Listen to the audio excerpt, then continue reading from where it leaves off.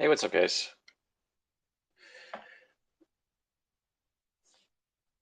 I figured I would do a space and give people an opportunity to express on buyback and burn versus direct rewards, or even other possibilities of what you think, profit from utility could do to a project. Maybe you think something else is better. The two main ones that are being discussed is buyback and burn versus direct rewards. And I, of course, lean heavily towards buyback and burn. Um, Pretty strongly. Like I'm actually like extremely confident in a project that is doing buyback and burn for many different reasons. Um, so yeah, I don't know how many people are going to be in here, but if you want to share an opinion, you're welcome to come up and say how you feel. Um, I get kind of a lot of discussion going on around this with people with direct rewards. So the thing with direct rewards with me is, you know, it's the main selling point of direct rewards is bringing in investors. Um, Like that's the main selling point. Like, yes, you give people rewards and people are happy with the rewards, uh, but that seems to be like the main selling point is other people are going to see how good the rewards are, how high the APY is, and that's going to bring in a lot of investors. And that at that point, it's speculation to how many investors are going to be brought in through saying that. It may not be very many. It could be a lot, and it's kind of hard to determine what that'll look like until we actually really consistently are demonstrating on a weekly basis or monthly basis what buyback and burn looks like and what direct rewards looks like. So that I put out a video, and to me that seems to be the main selling point of direct rewards. And for me, yeah, I'm so convinced on buyback and burn that I'm trying to give people an opportunity to discuss with me why direct rewards would be better.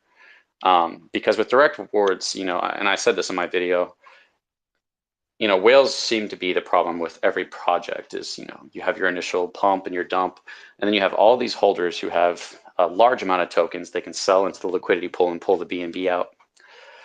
And that gives them, almost dominion over the future of the project if what people are looking at is the price, which is what most people are looking at, right? And it's very hard to sell people on a price that's down on a future utility. Most people aren't quite as willing to buy into that as they are a green candle. So, um, with direct rewards, you are not affecting the charts at all. You are increasing people's rewards. So if it does, say it in a positive light, if it does, everybody's happy with their rewards, then yeah, people are going to want to hold and they're going to want to get more so that they can get more rewards. But as far as whales go, if a whale is getting a lot of rewards, they can just wait for a good dip and then strengthen their position and then sell at a later point when it has a bigger impact on the price. And another great question is which one, direct rewards or buyback and burn, which one incentivizes holding, which one incentivizes volume? So in my mind, it's like if you look at the initial impact, and that's just my wording for it, the initial impact, if you look at what the effect has is if we do direct rewards, we did $1 million direct rewards, you are giving $1 million to all your investors basically, and it's being spread out across all the different wallets based on the ratio they own to the total supply that's allowed to receive rewards. Now, how many of those investors do you think are going to spend that on Evergrow? I would tend to think, and you guys are welcome to come up and share your thoughts. I would think it would not be that many. And most people don't spend the rewards right when they get them. They might save them up for a while and spend it on a dip. So direct rewards, in my perspective, as far as the investors that are in the project, would not have any impact on the charts. Very small. Whereas, and people might not even know they're getting their direct rewards unless you tell them, because small investors, it would only be like $2 or something if you don't hold that many tokens. But with buyback and burn, so yeah, so it's like it's not affecting the chart. You're just giving everybody BUSD, and they might go spend that on another project. And whales could use that to reinforce their position, which, in my opinion, That's what we're trying to work through, is the whales that are going to sell, the whales who don't want to hold, and the whales who are constantly selling. I made this point to my friend the other day. I was like, what would these projects look like if the whales didn't tank the price? And they would have taken off, in my opinion, because when people, that's when they believe in a project and they feel secure in investing, is when the price is going up. It's after the price has gone down that is when people have, they don't feel secure buying in on a project where the price is low. But if that project does have a good future and it has a good J curve coming, it's literally the best time to buy. So, and real quickly, just going over the buyback and burn, it has a real impact on the charts, right? As if you did $1 million with Evergrow, it's a 14%, around an $860,000 buy on the charts. That's a buy that can never be sold by the one buying it, because those tokens are being sent to the burn wallet. On top of that, because those tokens are being sent to the burn wallet, that's increasing everybody's rewards, because those tokens no longer receive rewards. So if we're doing this on a weekly basis or a monthly basis, whenever they choose to do it, it's constantly like, it's going to have an impact. Whereas with direct rewards, it's not 100% sure whether or not people are going to see that and really jump on. Go ahead, Cajun. Hey, man, thanks for having me up. I love your content. I got a quick question, and I'm sorry if this has been covered by Sam or somebody already, but what's the business case for reducing the supply? I mean, outside of giving people rewards, like, what is the benefit for Evergrow itself as a company or project to have that lower supply? Like, as far as starting with the big supply and working your way down? Yeah. What's like the business case for it for being low, other than rewards and having a higher price? Like, what can the company do with a lower supply itself? So that's actually, I'm not 100% sure about that, and I've asked that about Safemoon. Like, why start with a huge supply and then work your way down to a lower supply, and how much incentive does the team actually have to want to get to that lower supply? And what impact does that have on future investors? If we're at a really low supply, does it still leave incentive for newer investors to get into it? I guess the idea is deflationary, and that really sells to investors, especially since our rewards are constantly increasing. But I don't have a great answer to that. Hey, what's up, Gev? How we doing, man? I just had a quick question as well. Say, for example, like you said, there's a buyback and burn of $1 million with $860,000, then obviously sent to the burn wallet. Do you know if that transaction or the transfer to the burn wallet is also taxed? So it's a double taxed event? I don't believe so. I think it would just be it'd be $1 million buy, but because the 14% tax, it'd be 140,000. I don't think it's taxed again on its way to the burn wallet. But I mean, that's a good question. That's something to have a look at. Obviously, I'm not going to say anything, but that would be huge if it was, because obviously the rewards then are doubled again, essentially. Yeah. Do you have a stance on direct rewards or buyback and burn, or do you see them both as? Go ahead. For the very sort of, I'd say short to mid term, I prefer buyback and burn. There's also other things that can be done. I don't know if you've seen my latest tweet, but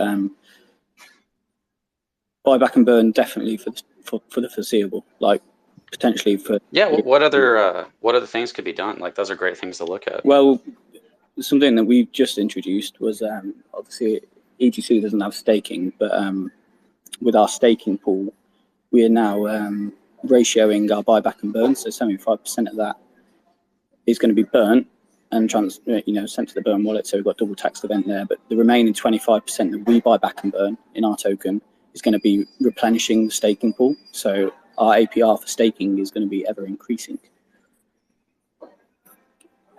That's what. Yeah, and it's kind of trying to figure out what's the best thing you can do with your profit from utility to help the project grow. It's not just these two options, I personally believe in buyback and burn. That's I'm not a fan of, for exactly the reasons you're saying. I'm not a fan of the buyback and reward, basically. Yeah, so as soon as Evergrow came out, I put out a video And I said the idea of why I even said this was because with Safemoon, we always talked about the burn stop and what could they do if they stopped the burn with Safemoon? Well, they could take those percentage that's going to the burn wallet and use that for rewards and even further increase rewards. They could even experiment with that if they wanted to for a period of time and say, hey, we're turning the burn wallet off.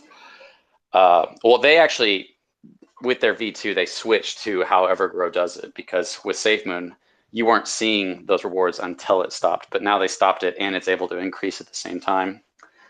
I think the beauty of it is, you can try things. They might not always be perfect, but you can try things and then get a feel for it from the community. If you've got the ability to turn it off, turn it on, then, trial it for a month, see what effect it has. But like I say, the rewards is just going to keep the whales in and keep them powerful. Whereas I think buyback and burn, as you go through the whole process, and, it's going to take a long time to get the sort of price action that is going to push whales out. But that will be done sort of in a stepped mode, I'd say, rather than all the whales are ready to cash out. I think if you buy back and burn, the level at which each whale will come out will be sort of stepped rather than a big collection of whales leaving at one time. Yeah, I definitely agree. I mean, and the more and more I look at buyback and burn, the more I'm like, holy crap! Like, if all they have to do is produce a decent amount of profit on a monthly, weekly basis, and I like to look at things realistically. I like to speculate on the negative and the positive. But whenever I look at this, I'm like, holy crap! Like, this has to do really well. Maybe I don't know what a $860,000 buy in the charts effect will have, especially if they know that it's coming next week. They'll be like, do you really want to sell now, or do you think that the price is going to keep going up, or that our profit's going to increase at a certain point, especially once they get the whole ecosystem going? If they're getting $1 million to $5 million to $10 million, and that's all going into the price action, that's like the perfect thing to work through the whales who are wanting to sell. Yeah, definitely. And I think as the what was I going to say? As the price goes up, obviously the buyback and burn curve kind of slows down, because you're 1 week $1 million will get you X amount of tokens to burn. Then the price is higher the following week, so the curve actually will slow down. And I see it as a more gradual and a less impactful way to reduce the supply, which is at the end of the day what we all want. So there's no beating buyback and burn. It's a easy, simple mechanic that just will work. The math checks out. Yeah, and so like people were debating me in my comments, which I didn't mind, but they were also telling me I was wrong, which was like, and they were misunderstanding what I was saying.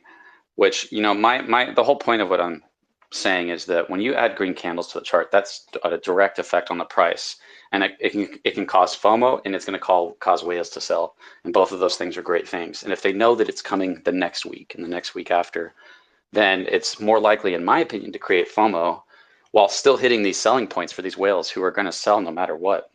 And you just have to work through these people we all have our selling points. I doubt there's very few holders who don't have a selling point. Like maybe our top whale in Evergrow coin might not have a selling point because it appears that their goal is just to sit on the rewards, and they invested like a ton in the beginning. But that's a serious thing to look at as a project. I mean, you look at the effect that has on every single project. Like whale, it's not saying that we have a whale problem that somebody else doesn't have. It's just saying everybody has a whale problem that those people are going to sell when they hit those points. And to kind of go on this even further, I was like, I don't know how much the whales have looked at this, but the numbers get insane. So right now we're at about $170 per billion tokens per billion in volume. And volume's really low right now. But if volume starts to pick up, if we can get 33 million in daily volume, on a month we'll hit $1 billion in volume, and everybody who holds 1 billion tokens will get around $170 in BUSD. As we burn through our supply, we increase that number by a lot. We're at like 400 and something trillion. And we burn about 2 trillion if we did a buyback and burn of 1 million at this price. If we got down to 100 trillion, which I know that's a lot to ask, but just for perspective, it would be $800 per billion. So a whale who owns 1 trillion tokens right now, if we get for every billion in volume we get, they're getting 170,000. worth of BUSD. So that's pretty good, right? That's pretty good incentive to hold. And that's another thing that we have to look at is like, if the whole thing with direct rewards is to incentivize holding, and we are, like you said, just increasing their position, then we're still creating a lot of whale dominance that can sell. And I think that's the thing we don't want. When, as we get our price going up, we want less whales that are more likely to sell.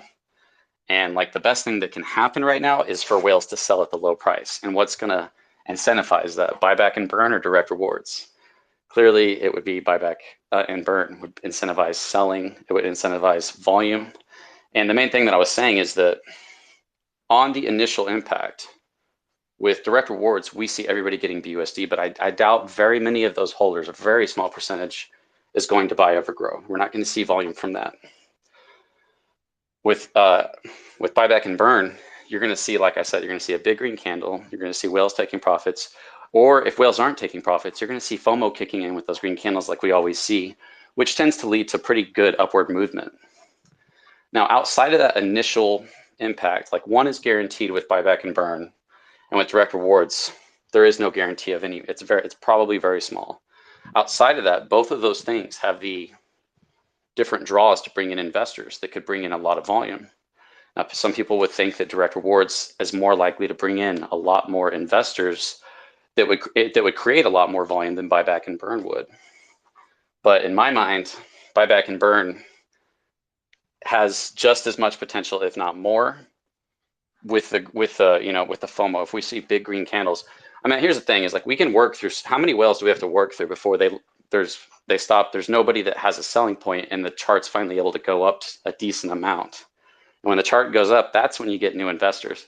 That's when people say, "Man, look at Evergrow; it's going back up. You don't want to miss this." And people are buying in, and they're telling their friends about it.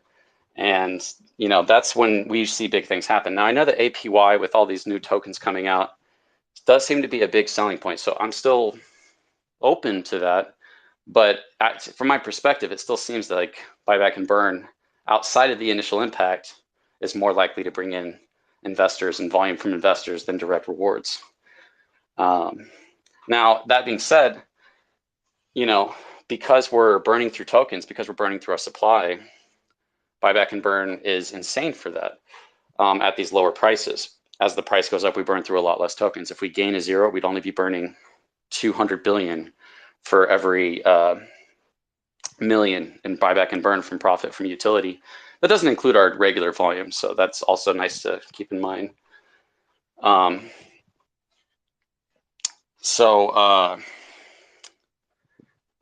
I lost my train of thought, but I could go on about this for quite a while.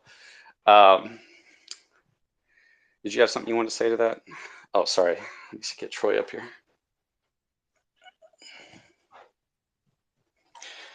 Hey, what's up? Go ahead, Gav or Troy, and I'll get back to what I was saying in a little bit.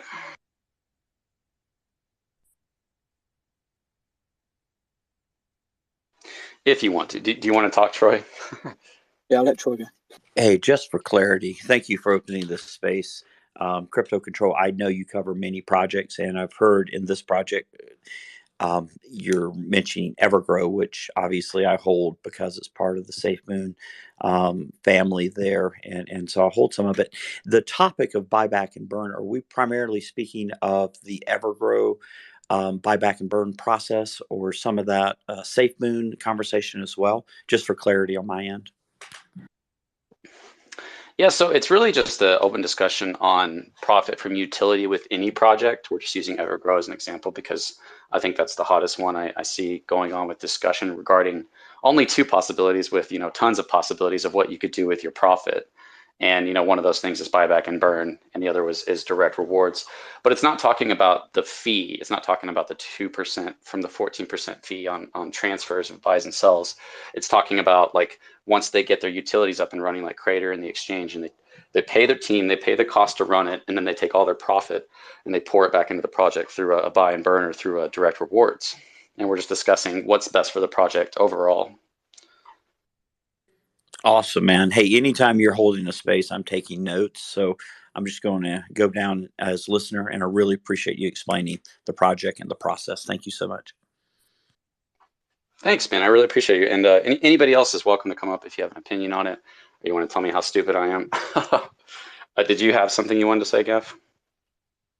What is the current train of thought with the leadership of Evergrow at the moment regarding this? Well, so me and Sam held a space last week or the week before, and we discussed this and talked about both sides. And I think that we came to an agreement that they're both useful and that they should, do a percentage to buyback and burn and a percentage to direct rewards, and that maybe stick with buyback and burn while the price is down, and as the price goes up, then increase the rewards. Cool. Yeah, yeah, it's going to be interesting to see. I mean, I'd like to see sort of maybe 1 week, 2 weeks of buyback and burn, see how that affects whatever the whale dominance, see if anyone cashes out, and then maybe do 2 weeks of direct rewards, 100%, on either side. Just see what, because every holder then would be able to figure out kind of where it's going. Maybe not 2 weeks, a month or something, I don't know, but to trial both independently and then see how each affects each other. I definitely agree. Like, I'm not saying I know for sure. I definitely lean towards thinking that buyback and burn is going to be better. And another thing that I thought of, realized recently, is if they can, the whole thing is based on if they create somewhat consistent volume enough from their profit from their utility to do this. If the profit's all over the place, then obviously everything's going to change. But if they have consistently, even just $1 million a month in buyback and burn, right now that's about 2 trillion tokens, right? Not considering all the volume that we have that already burns tokens. If the price goes down, if we lost to zero, it would be 20 trillion tokens. So it's the one rare time is when buyback and burn is running and it's consistent, where the price going down is a great thing, because if you go look at how much you get as the supply decreases, it goes up a lot. I mean, if whales look at like, hey, if we can get to 100 trillion, instead of getting 170,000 per billion in volume, you're getting 800,000. Like, rewards can increase greatly, and that's the entire point of what we're talking about when we talk about direct rewards, is increasing those rewards. So the more we burn through that supply and then we switch to direct rewards, obviously they could be doing a mix, but the more we burn through and then we switch, then we even further multiply, because once we burn down that supply and you're getting a decent amount of rewards per the volume, and then we also add direct rewards on top of that because we've already increased your rewards so much through buyback and burn, then yeah, that's the ideal situation. Then your rewards would be like insane at that point. I guess we have, oh, go ahead, Geoff. That certainly makes sense. I mean, if you go direct rewards, you're never going to be able to sort of build them up. You're purely basing it off the profit that you're making. So if that goes up or down, your rewards go up or down. But with buyback and burn, over time, you're going to be exponentially growing it regardless of what your profit is in the future. Yeah, exactly. And it's a, from my perspective, direct rewards is a temporary boost in rewards with a possible outcome of bringing in investors, while buyback and burn is a permanent increase in rewards with a guaranteed effect on the charts. So, and I'm not arguing this because I want to prove how smart I am or anything. Like, I really just do believe and convinced, the further I look at this, how good this is for Evergrow. It's the price is going down. It's the one time people would be happy. And if the price goes down, that means that whales are selling, because most holders are not going to be selling. It's going to be the whales, and we want to work through that dominance. And once those whales that are at that selling point stop selling, we're going to shoot up. We're going to spike up. And whether the price is going up or down, people are going to be happy, right? Okay, let's go ahead and go to who was next. I completely forget. Was it Cody or was it Joe? Definitely not Cody. Okay. Hey, what's up, Cody? Thank you. I'm going to jump off, guys. Good chat. I'm going to be listening though. All right. Thanks, Gav. Thanks for coming up. Hey guys, good to see you. Hey Crypto, hey Gav. Yeah, I just wanted to share my opinion on this. I'm in agreement with you on this, Crypto.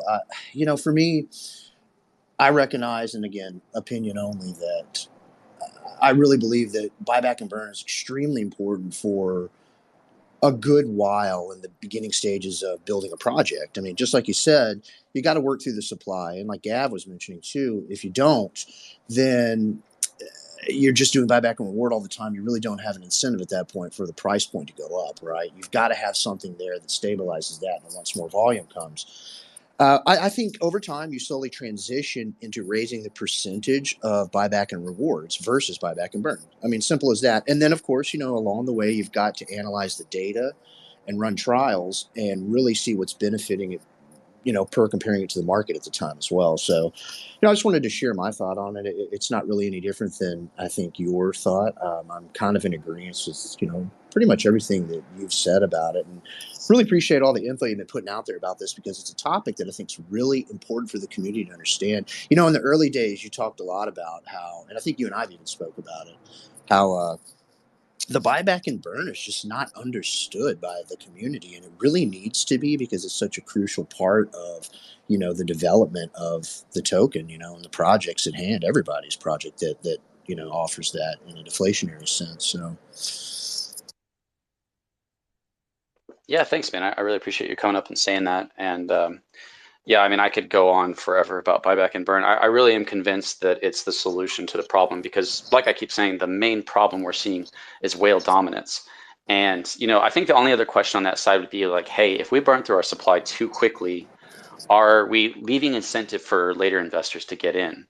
Or will it be too hard for them to get a decent amount of tokens that's worth the rewards? So there's other factors to look at. And exactly what you're saying, like no matter what, they're going to have to experiment and look at, hey, how much did this increase our volume? We ran buyback and burn for 2 months. How much did that increase our volume? Then we ran direct rewards for 2 months, and our volume went up or our volume went down. Like they can easily compare and see which one's best because, and I made this point in my video, like, yeah, you'd have to have 12.5 times more volume created from a buyback and burn in order to get the same effect as doing the rewards.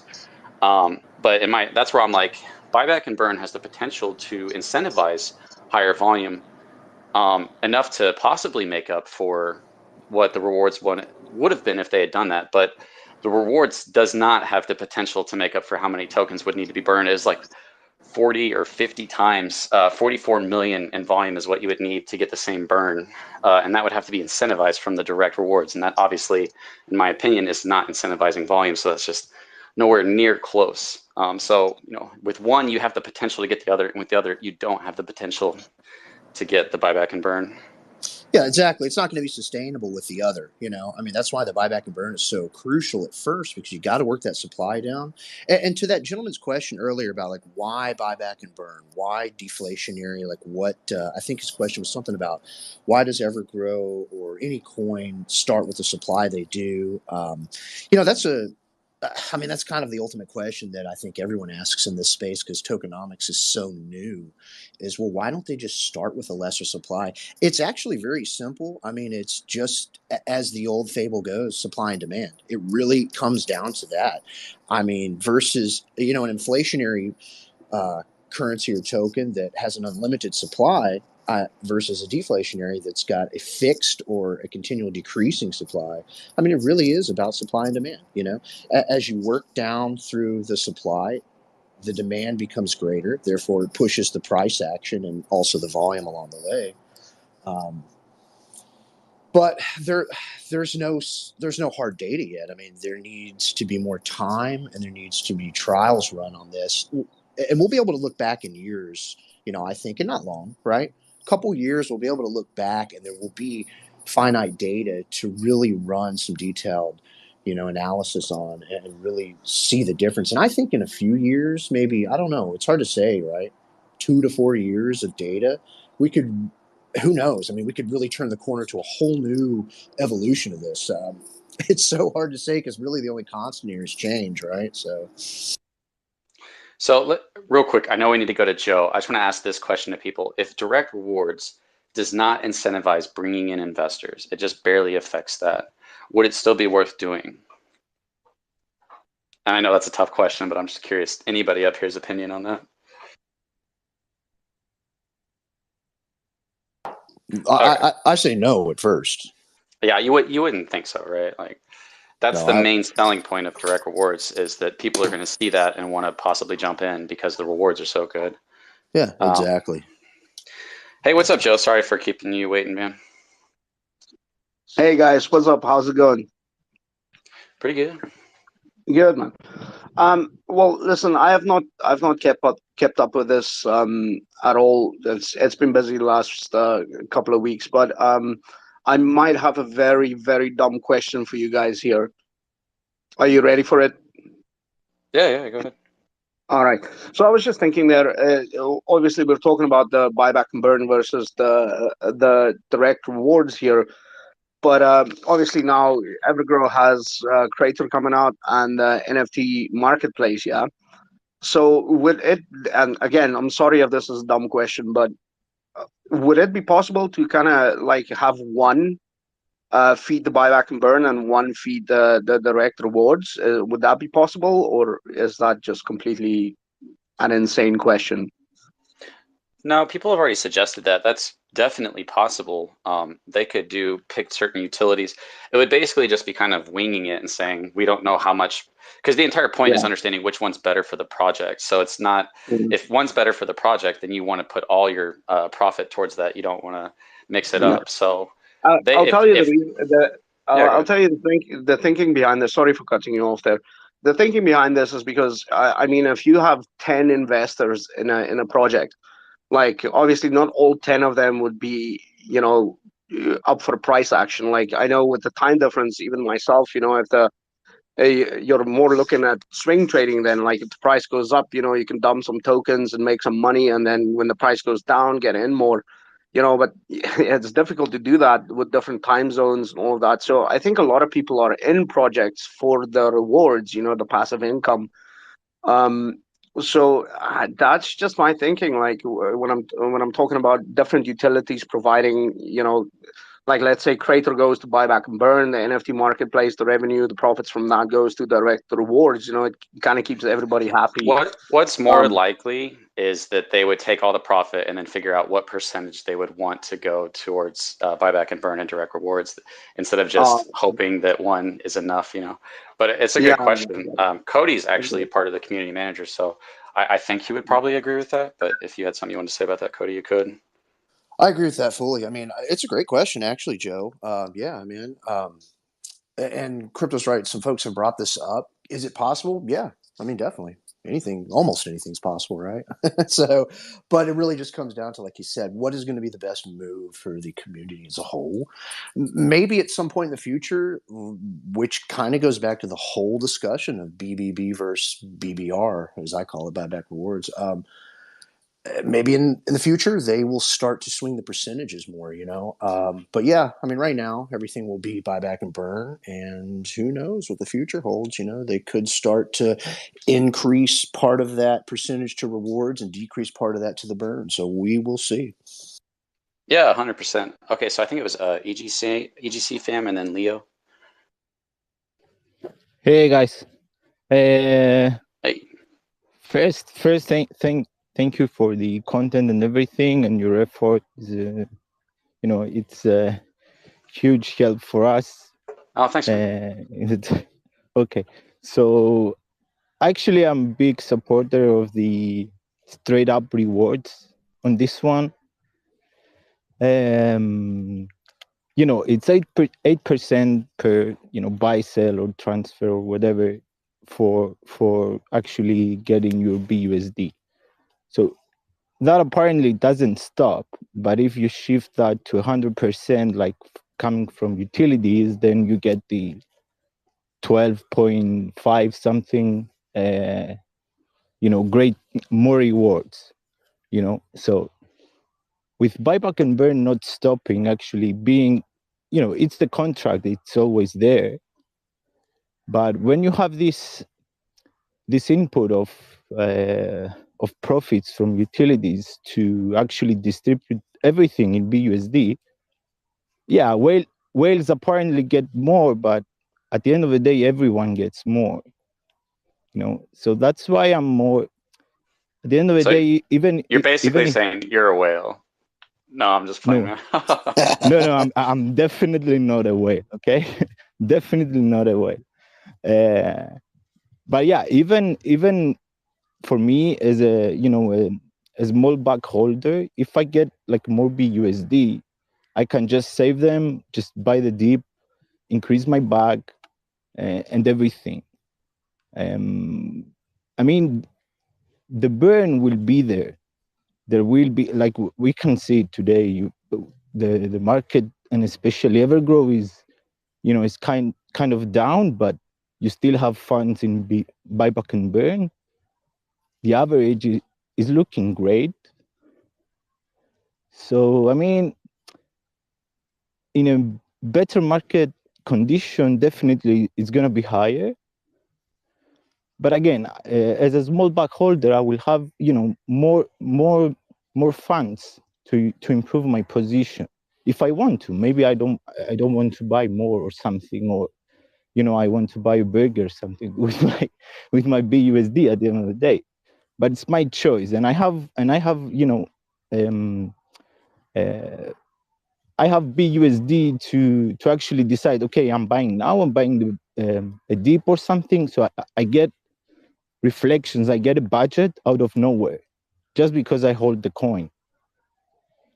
And at the end of the day, it will burn down. The supply is getting reduced now. The rate, apparently it matters, but I'm not in a rush. Thinking in long term, I'm just fine. And in addition, we know creator, like the utility and the purpose and what will happen there. We know definitely there are the NFT marketplace and the games. So these are utilities that they don't actually follow the market. The one is the social media platform, and the other one is a game. So when, let's say, the market is down, it doesn't affect them much. So that having profits out of these utilities that they don't get affected from the market, you straight up exclude the daily volume dependency you have to get your BUSD. So that's why I'm seeing, the case of sorry if I'm working with the dogs, so that's why I'm cutting out. Oh, So, you're good. And okay. there's nothing wrong with like somebody thinking rewards are better. Unfortunately, I really have gotten to the point where the entire selling point of direct rewards is bringing on a large amount of investors. So if it does that, then yeah, I mean, it's probably a great thing to do. But if it doesn't, then it has zero competition with buyback and burn, with the positive effects of buyback and burn. So all of direct rewards is riding on, does it bring in a lot of investors? And even if it only brings in a couple, in my opinion, it has no competition with buyback and burn, because we don't know how much buyback and burn is going to bring in investors. We know that people chase green candles, and if people see stuff start going up, FOMO kicks in and people will jump in. And we know that with consistent buyback and burn, we're creating green candles for whales to sell until we get to a point where there's not whales who have that selling point and the price starts to go up, and then we're able to shoot up, FOMO kicks in, new investors get in, and then whales hit their selling points again, and we have that another point of consolidation of movement from a few wallets into a lot of wallets who are willing to buy that up, and maybe a couple whales here and there, buying up dips and stuff and strengthening their position. But as far as BUSD rewards go, I would go even further to say that, like, I really am convinced that that buyback and burn is what's best for the whole project and for the whales. Because if you look at it as a whale, you have your position and you have your selling point. And let's just say you're getting near your selling point, and then a bunch of other people sell, and you go, gosh dang it, I could have sold, and now I missed my chance at all that life-changing money, and I sat there and I looked at it. So the ideal situation for you is to provide those selling points to whales right now so that they can sell. So when we get to those higher prices, you have less competition. And another thing is that if we keep doing buyback and burn, which has a permanent effect on increasing your rewards, whereas direct rewards does not, like I said, the numbers get crazy. For $1 billion in volume, for anyone who holds 1 trillion tokens, that's $170,000 for $1 billion in volume. As we burn through our supply, I need to look at all the numbers, and I'll put out a video on it, because I really think it's a very convincing argument for whales to not sell, because the rewards get insane as we burn through our supply. It actually, that's why I say I keep building on it, and it keeps looking even better. If we're burning through our supply and whales know, hey, once we get to 200 trillion and 100 trillion, it's $800,000 per billion in volume. So $800,000, if we got to 100 trillion, like I said, I always say $1 billion in volume a month is only 33 million a day around. And that'd be 800,000. Well, what if What if you only wanted 400,000? Then that would be around 16 million in daily volume. That sounds very realistic when we look at other projects.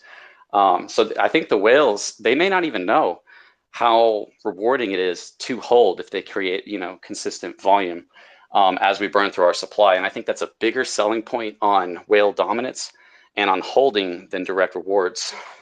And it deals with the two huge problems of a project. I keep talking about this and I keep becoming even more convinced that this is just going to make Evergrow explode and that it's so good for everybody. So sorry for talking for so long. I think it goes to Leo.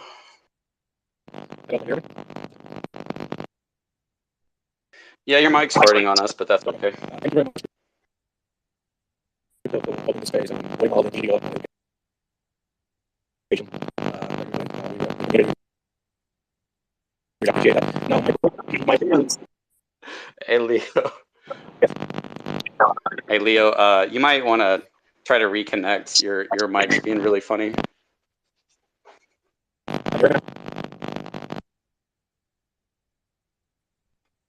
Hey, Leo, sorry, man. You're like rapping, you're like talking really fast, and we can't hear you. You don't have a good connection. If you want to leave and restart and try to come back up, we'll see if you get a better connection. Okay, who was it next? Was it Troy?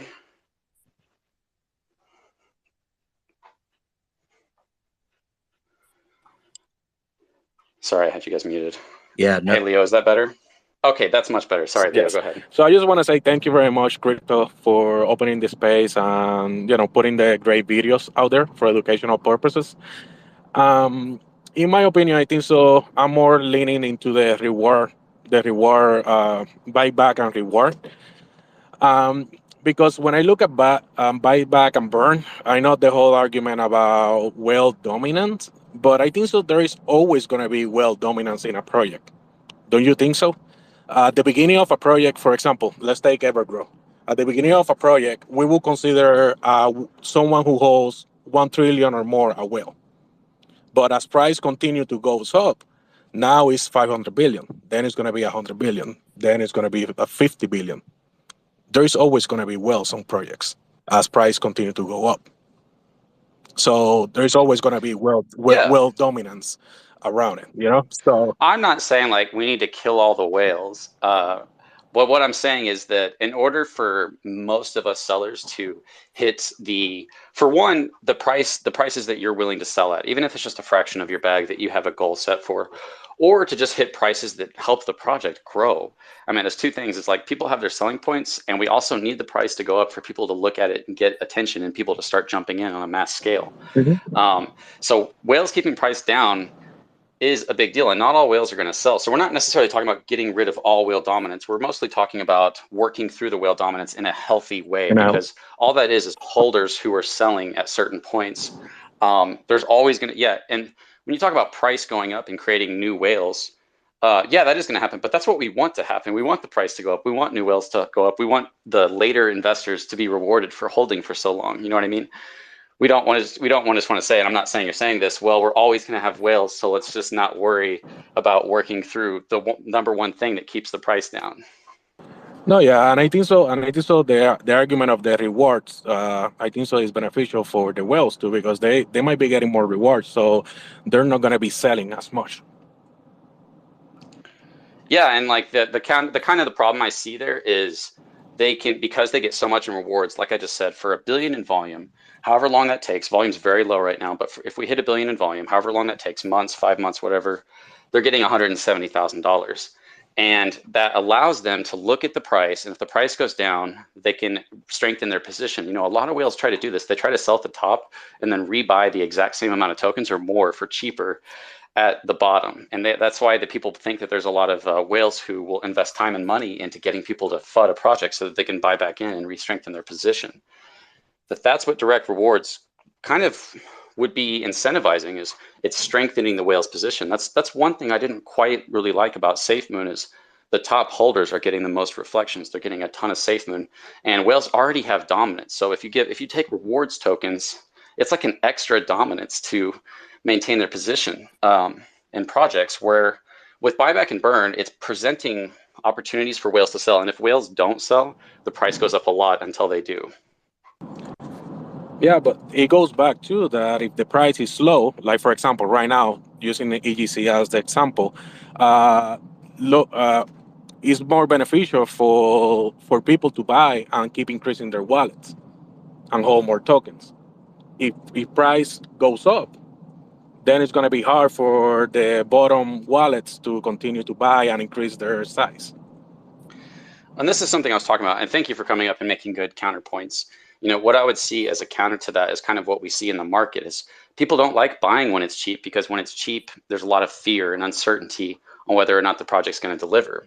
When a project's going up, that's when people feel secure in spending their money on it. Even people, like if the price goes up and we gain a zero, we lose a zero, people are going to be more willing to buy at that price than they are at this price, because they have more confidence in the project. And a lot of people will say, dang, I should have bought at this price, but now we're going up. So they're convinced that the price is going to keep going up, even though they missed their opportunity to buy. And yeah, people are going to FOMO in. I mean, we know about, that's just how FOMO works. And yeah, well, you make a point in that. But that's why I say thank you at the beginning, because I know YouTubers like you and other YouTubers, the education is really important. We teaching the investors not to invest in FOMO and teaching the investor with that to invest when price is low.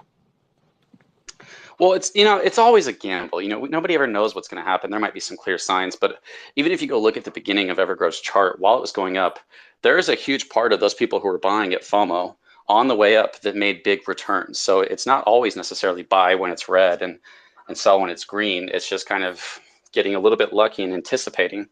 So there's, I mean, if you go look at that huge rise up that we had, or even the huge rise with Safemoon, all those people that were buying on the way up still could have made huge profits as long as they sold during that time. And they still could have made even big profits through all the volume. You know, Safemoon's volume, I think, was at like 300 million or 500 million or something at one point. So you're still getting your rewards for that whole time as well. So the people that bought on the way up to the all-time high for Evergrow got rewards the entire way, all the way up until today. And they could have sold portions of their bag during that time. So it's just, you know, I'm not an expert on the charts or any of this stuff, but I think it's just important to note that, you know, you have to look at everything within the context. And yeah, buying on the way up is not necessarily a bad thing. It's just if you happen to buy at the all-time high and then it dips and then you bought at the worst time to buy. Yeah, no, I think so. I think so. You make great points for buyback and burn, and there is a lot of videos out there why it's beneficial. I think so. A combination of both, like everybody's talking, I think so will be beneficial. I agree, and I think the thing here is, like, if we do direct rewards and we don't see a big increase in investors coming on, then it's actually better to not put any percentage towards that, in my perspective. And I'm open to being wrong. But it's like, okay, if you say, hey, let's take, you know, 20% and put that towards direct rewards, then that was 20% that would have had this great effect that you knew it would have had. So it's almost like you are taking a risk by taking a percentage away and giving it to something if that something really doesn't benefit. And it will just take time to tell which one's better. But yeah, I'm just super convinced that the best thing for the project to really succeed is if they can, and you know, it's hard, you know, creating utilities in a space, making like utilities that actually are going to be used, that actually create volume. That's like the hardest part of any project, right? But if they can consistently bring in a small amount, you know, 1 million a month, I think that will make Evergrow explode, in my opinion. Does anybody else want to say anything? Or you can go ahead and speak up right now if you want. So yeah, you know, with buyback and burn, we have it's the one time, if you say, if we're running buyback and burn, it's the one time you want the price to go down, because the more the price goes down, the more we burn. And then if the price goes up, you're happy. Where if you're running direct rewards and the price goes down, it doesn't really change anything for you, right? Like just the price of your EGC is going down and you're getting a little bit more rewards. So there's not like a saving factor to it. Obviously, they're talking about running both at the same time, but like I said, you could be losing the full capacity of what buyback and burn does to the price and to the burning and to bringing in investors. So yeah, if there's anybody else that wants to come up, you are welcome to come up. If I'll not, then go ahead. Yeah. Yeah, sorry, I'll chime in on this real quick.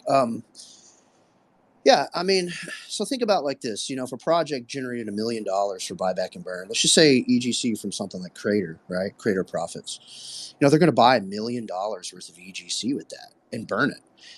8% of that is going to go to rewards, which is $80,000. Now, in some people's eyes, $80,000 to rewards in comparison to $1 million burned, or 900 whatever 20 thousand. It's not a lot, but it is, because once they burn that $1 million worth of EGC they bought, that's a ton of tokens, right? The price is going to increase. And when the price increases, just as crypto is saying, FOMO is going to kick in, because that is exactly how it works. People want to buy in when they see price movement going up. It costs more to buy in, fact, but I mean, it's just the law of averages. People see project's price going up. They think the project is doing great. They want to go ahead and get in on it. Price is going down. People who are already in may increase a bag size because they can do so at a better rate. But yeah, I mean, a project that generates money to buy their own token, $1 million worth of a token at a particular price point, is a ton of burn. And then you're getting a percentage of that going to the rewards. Over time, as that supply goes down, maybe they'll start to experiment with balancing, the buyback and rewards percentage a bit in comparison to the burn. But I mean, keep it in mind, $1 million of generated profit from a utility, right? Just $1 million. What if eventually there's 2, 3, 4 utilities and there's several millions of dollars generated monthly or more, right? That's the ultimate goal, I think, for any project, is to continually having those generated profits so they can take that stuff and put it into buyback and burn, decrease the supply, and therefore ultimately everybody's going to benefit from that price action, more rewards through volume, etc. What do you think about that, Crypto? Yeah, you made me think of an interesting point, which is like, say we start running buyback and burn right now, and it has the effect of, like I said, working through those people that are going to sell to get to the point where we can actually let the price rise, because there's people that don't have selling points. And we start to see what is possible with Evergrow. And I've always talked about this whenever I first watched Evergrow. I was like, I cannot believe this. It just keeps going up. It just keeps going up. So, 2% of the fee goes to buyback and burn. So there's always slowly green candles happening that look like someone's buying. And I think that if you increase that with the FOMO of missing out on the next buyback and burn next week, like if they think only one's coming, then there would probably be a big sell off and not a big buy. But if you know that it's continually, buyback and burn is continually happening, we could be seeing huge upward movement like we've never seen before, in my opinion. And what that does is that helps the team, because the team needs money to pay for these things and to make big things happen. So it'll help us be able to expand our utilities and to increase the quality of our utilities. And you get to the point where it's, say that our price is up a lot and we have natural volume occurring a lot. You would say, okay, do we do direct rewards at this point? And I would say, well, what if we're missing out on doing that same thing that we just did with the huge explosion in price on an even bigger scale? What if we took that, just because we're making more, took that 5, 10 million, whatever it is we're making, and kept pouring it back into buyback and burn, and the FOMO just increases and we keep working through those investors? I mean, the entire point of the project is to convince later investors and not lie to them.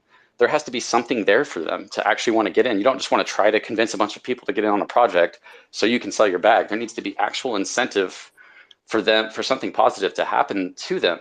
And the incentive for that is for enough price action to work through the whale dominance, so that it's like we're in line and people can get in line to hit their selling points or to just hit their rewards. If you're getting good enough rewards, you're probably not going to sell your bag.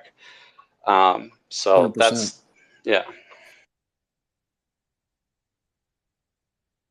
I mean, that's the incentive, right? If you're getting good enough rewards, you're probably not going to sell your bag. Now, you may. Everybody has a price point, right? Like you said earlier. So, I mean, but I know for me personally, I have a goal for daily, weekly, monthly rewards future. If price was at a certain point, would I sell my bag? I wouldn't be able to answer that right now because I'm not there, But I do know my answer for what I would like to see in daily rewards, or we could say weekly rewards, maybe, And that brings up a great point, is it has to be very consistent and very rewarding, because if whales are looking at an actual bag that they could sell millions of dollars versus hundreds of thousands a month, it's, realized versus unrealized and guaranteed versus potential. It's very hard to sit on that, which is why, once again, I'm going to go back to buyback and burn. If they know that we're burning through our supply at a decent rate, and they know that when the price goes down, that because we're burning through our supply, they don't have to worry about it because they know we're burning through more, and they know that we can keep increasing the amount that they're getting. That's the selling point for whales to hold. Like, not direct rewards, it's buyback and burn. I'm probably not going to make, Sam happy, but Sam did agree that like both were good. I just have had a change of heart and kind of been like, I think that this is really what's best for the project. But ultimately, I'm not on the team. It's not my project, but they do listen to the community. So, and they're smart. They're smart guys. They're going to know which one's working better, and they're going to do that. I really do believe that. I think that Troy wanted to say something, and then we can start going to the new speakers. Yeah, I'm just here again, crypto control, taking notes. I am fascinated by well dominance and the topic of that in Safemoon or any project, because when we're watching the project and we see these dips when the project is at a recent all-time low. So you can take most projects are at a recent all-time low here, especially. So you look at the Evergrow chart, that's how it appears to me. The Safemoon, that's how it appears to me. So when you think of a well selling and they've had the discipline to hold for, I'm assuming for a long time. Again, we don't know where their price entries are unless you look at their wallet and track when it was created. Or I don't quite understand why any whale would be selling at this point. You would think they held so long that they would wait through the lows and wait for the highs. So it's still unclear to me why anyone dumps a major bag, at lower prices. Any thoughts on that? And then I have a second question. Yeah, I can share my opinion, and if somebody else wants to, they can as well. I think there's a lot of factors that go into that. One, they could just be losing their belief in the project, or they have a big project coming out and they want to sell, buy into that project, make a profit, and then come back. Some whales just sell a percentage of what they have. Other whales, I think, become competitors in other projects, so they actually want to hurt your project and keep it down. That's possible too. Did you have anything to say on that, Cody, or anybody up here? Yeah, I mean, ultimately, I agree with it. That's really the only thing I can say to it. I mean, I can piggyback and just reiterate it, but I mean, yeah, I'm in agreement. Oh, okay, yeah. Okay. So obviously, everyone has their reasons. For me, this is a passive income play. Safemoon, my little bit of Evergrow bag are passive income. I want a solid project that I believe in to give me a residual income. And that's why I'm in love with, obviously Safemoon. I'm learning more about Evergrow right there. So the idea of a major holder owning so much of a bag, realizing what that potential income will be when volume comes to these projects is still, I'm still wrapping my head like, why would you get around it? But I guess, again, if they perceive there's better opportunity somewhere, then obviously they shift. Yeah, and another thing is like the price keeps going down, I think we found a pretty solid floor around 4.5, although I don't know what the future looks like, just like nobody else does really. So they might be trying to play like a dangerous game as well, like selling certain amounts here and trying to buy certain amounts here. And once you have enough money, you might be like really looking into that. And there's also just regular people who just have never seen this kind of money, and they might be worried that it's very easy to fear when you have a big bag that the worst is going to happen and that you don't want to lose everything, or you might want to sell a little bit here and there. But we can go ahead and go to thanks for coming up again, Troy. We can go ahead and go to, is it Evergrow Love? Good morning. How are you guys? Can you hear me okay? Yeah, sound good. Hey, I just wanted to put in my little 2 cents on this. I've been following the buyback and burn and the buyback and pay pretty closely. I've watched several of your videos, and kudos to the videos. I mean, they're wonderful, just like all of your videos are. I just wanted to say that I think it would be better for the team to set out a plan. So the buyback and burn right now would be the most beneficial to the project because it would burn the tokens, but they need to set a goal. Like Okay, we're going to run buyback and burn until we hit 200 trillion. At that point, they need to set it out that, okay, until we hit 100 trillion, we're going to do 50-50. Then at 100 trillion, we're going to go to a straight buyback and pay. That gives your investors time to look at what they're investing in. It gets your burn rate going, increases your price. Your whales will see that hey, we're getting close to 200 trillion. That's when they're going to start doing a 50-50. They're going to start buying in at 200 trillion, knowing that they're going to get buyback and pay. When it gets closer to 100 trillion, you're really going to have a lot of them coming in because they want the passive just like everybody else. If they can invest $1 million and they can pull $100,000 a year or every 6 months or something, that's freaking awesome for them. They're not going to get out at that point. They're just going to hold it and hold it. So I think it'd be beneficial to the team to set standards and goals. We're going to do it buyback and burn from this point to this point. Then we'll go a 50-50. Then we're going to go 100% buyback and pay, or at least test it out at those levels. What do you think about that?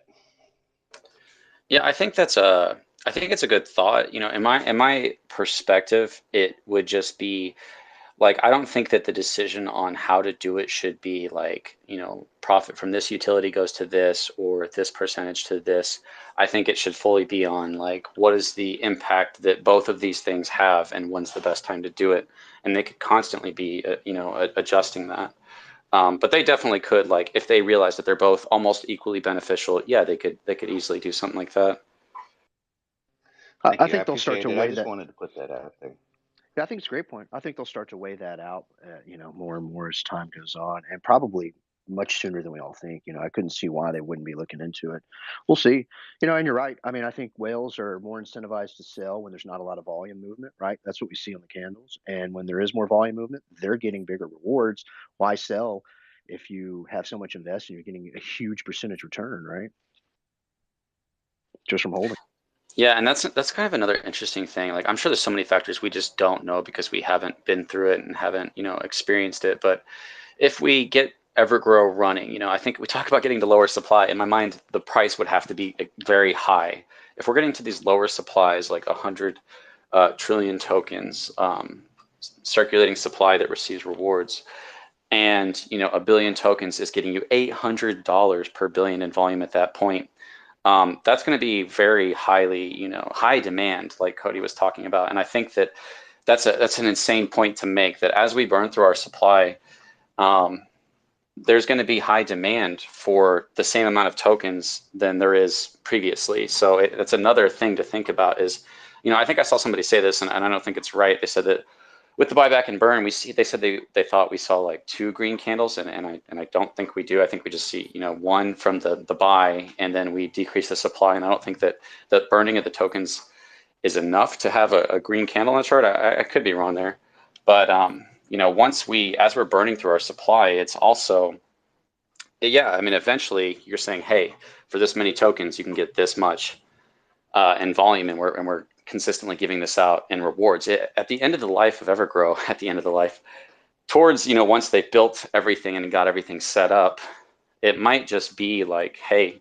now that we've done everything, we've got all these investors on, now we're just going to put out our rewards, and we're going to put out insane rewards for everybody, and people will be coming in to get rewards. I've always been, I always try to be super realistic. Those of you guys that follow me, I'll look at anything negative and anything positive.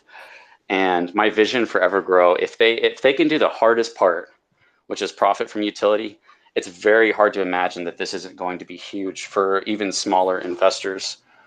We have to work through that whale dominance to get to that point for it to really be huge for them, unless the rewards are just out of this world, or unless we're just burning tokens like crazy.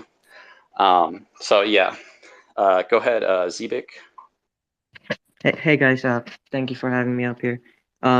So I also agree with you guys that there should be a mixture, and for right now we should be doing buyback and burn mostly to get our tokens burned, and then eventually price will increase and there will be FOMO and all that.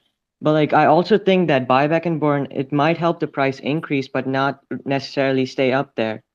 And rewards would actually have whales, and not only whales, but smaller bag holders also uh, maintain a like, rather than having like a very fluctuating chart, we would have a more stable chart, I think.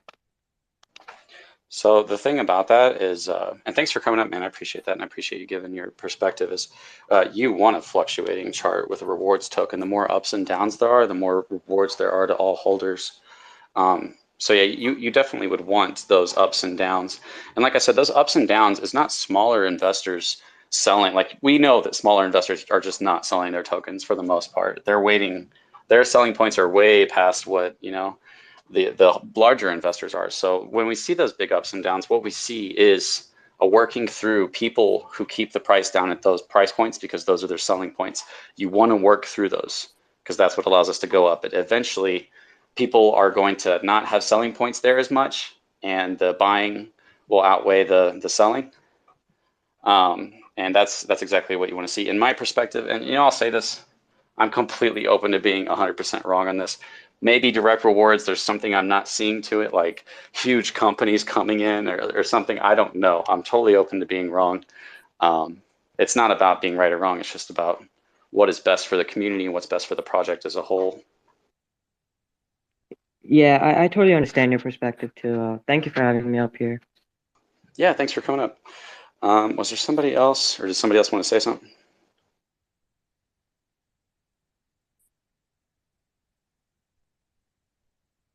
Okay, I thought Cody was trying to say something.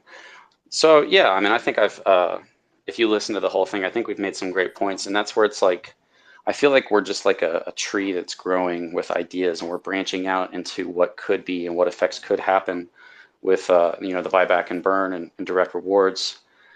And the more that I branch out with buyback and burn, the more I'm like, holy cow, like this is the incentive for whales to hold and to sell. And from a perspective of the team, from the perspective of whales, from the perspective of the smaller investors, we are burning our supply, increasing all our rewards. That pays the team more. They need money to do what they got to do. That pays the whales, that incentivizes them to hold, and it incentivizes the whales to hit their selling points at lower rates. You want the whales to sell when the price is low. I know that he had a really great question of why would somebody sell at this low price, and it does make sense. But that's the best time for them to sell. It's the most tokens burned, and it's much less dominance on the way up, unless a new investor comes in and buys. And that's another great perspective to throw in is when the token launches. The token they're so cheap in the beginning that the whales that have dominance now did not put that much into the project. So the whales that come in later, whales can buy at this point right now, but they're putting a lot more into the project than the whales in the earlier days. Hey, if I can, I just have one more thing, if you don't mind. Yeah, go for it. So, one of the things about Evergrow is that it's not, they're building the utilities and everything is supposed to become so that it's not market dependent.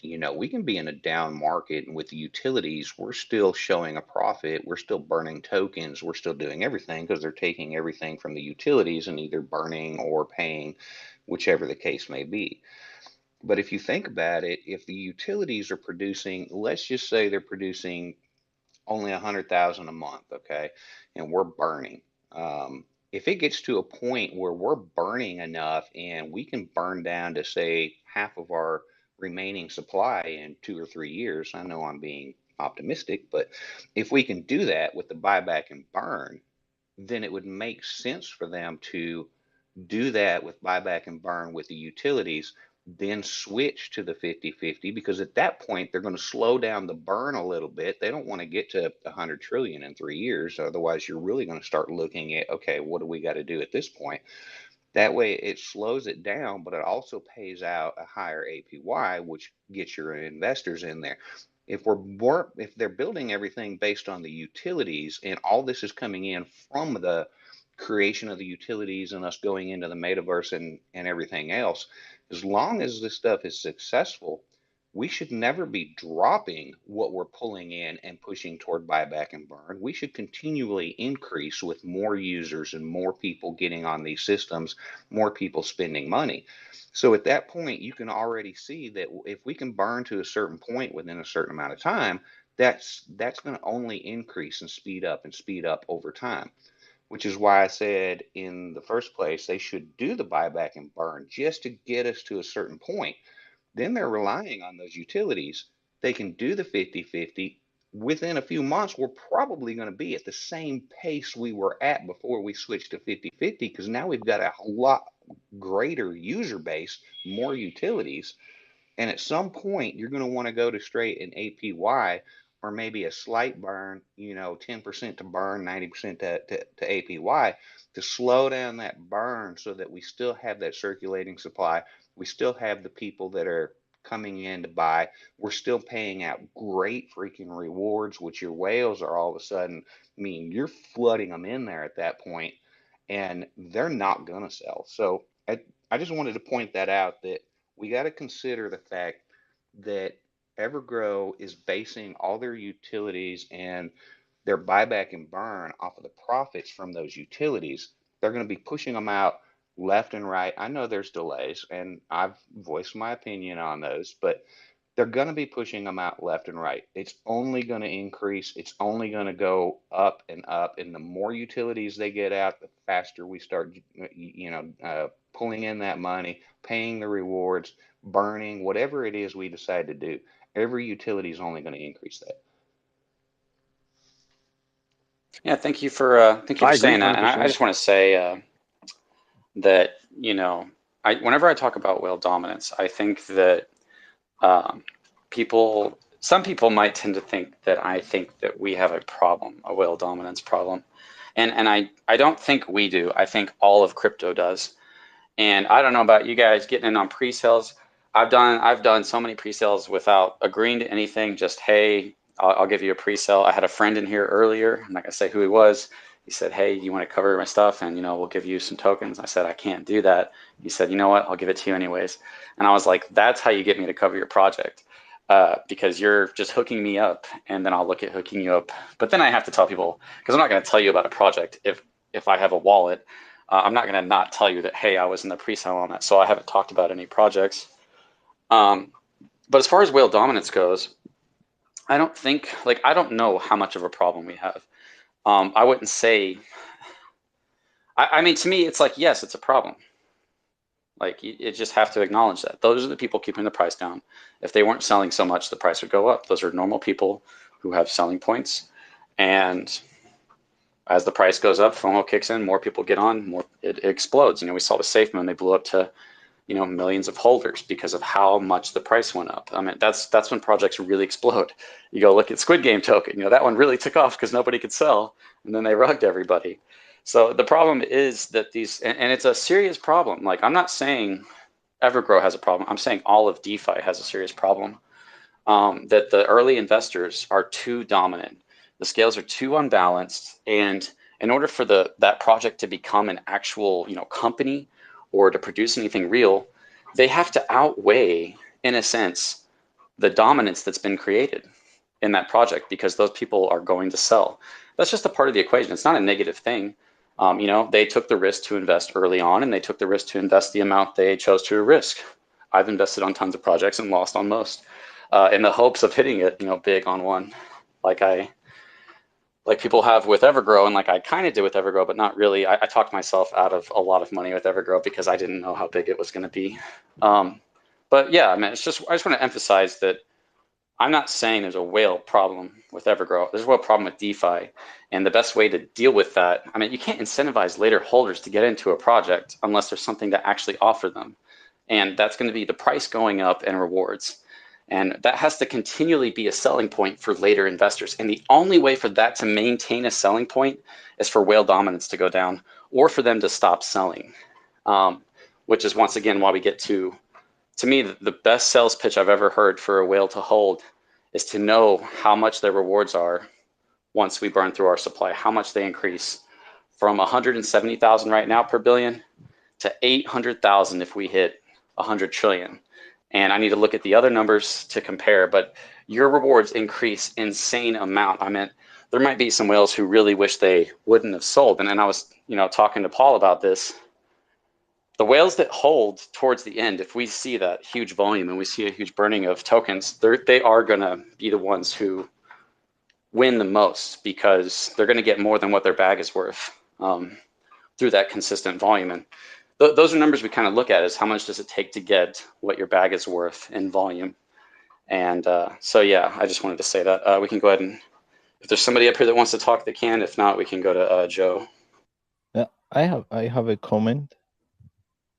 I don't know. The whole thing with buyback and burn is like, as I said before, it doesn't stop. It's a contract. It's always there. We can't avoid it.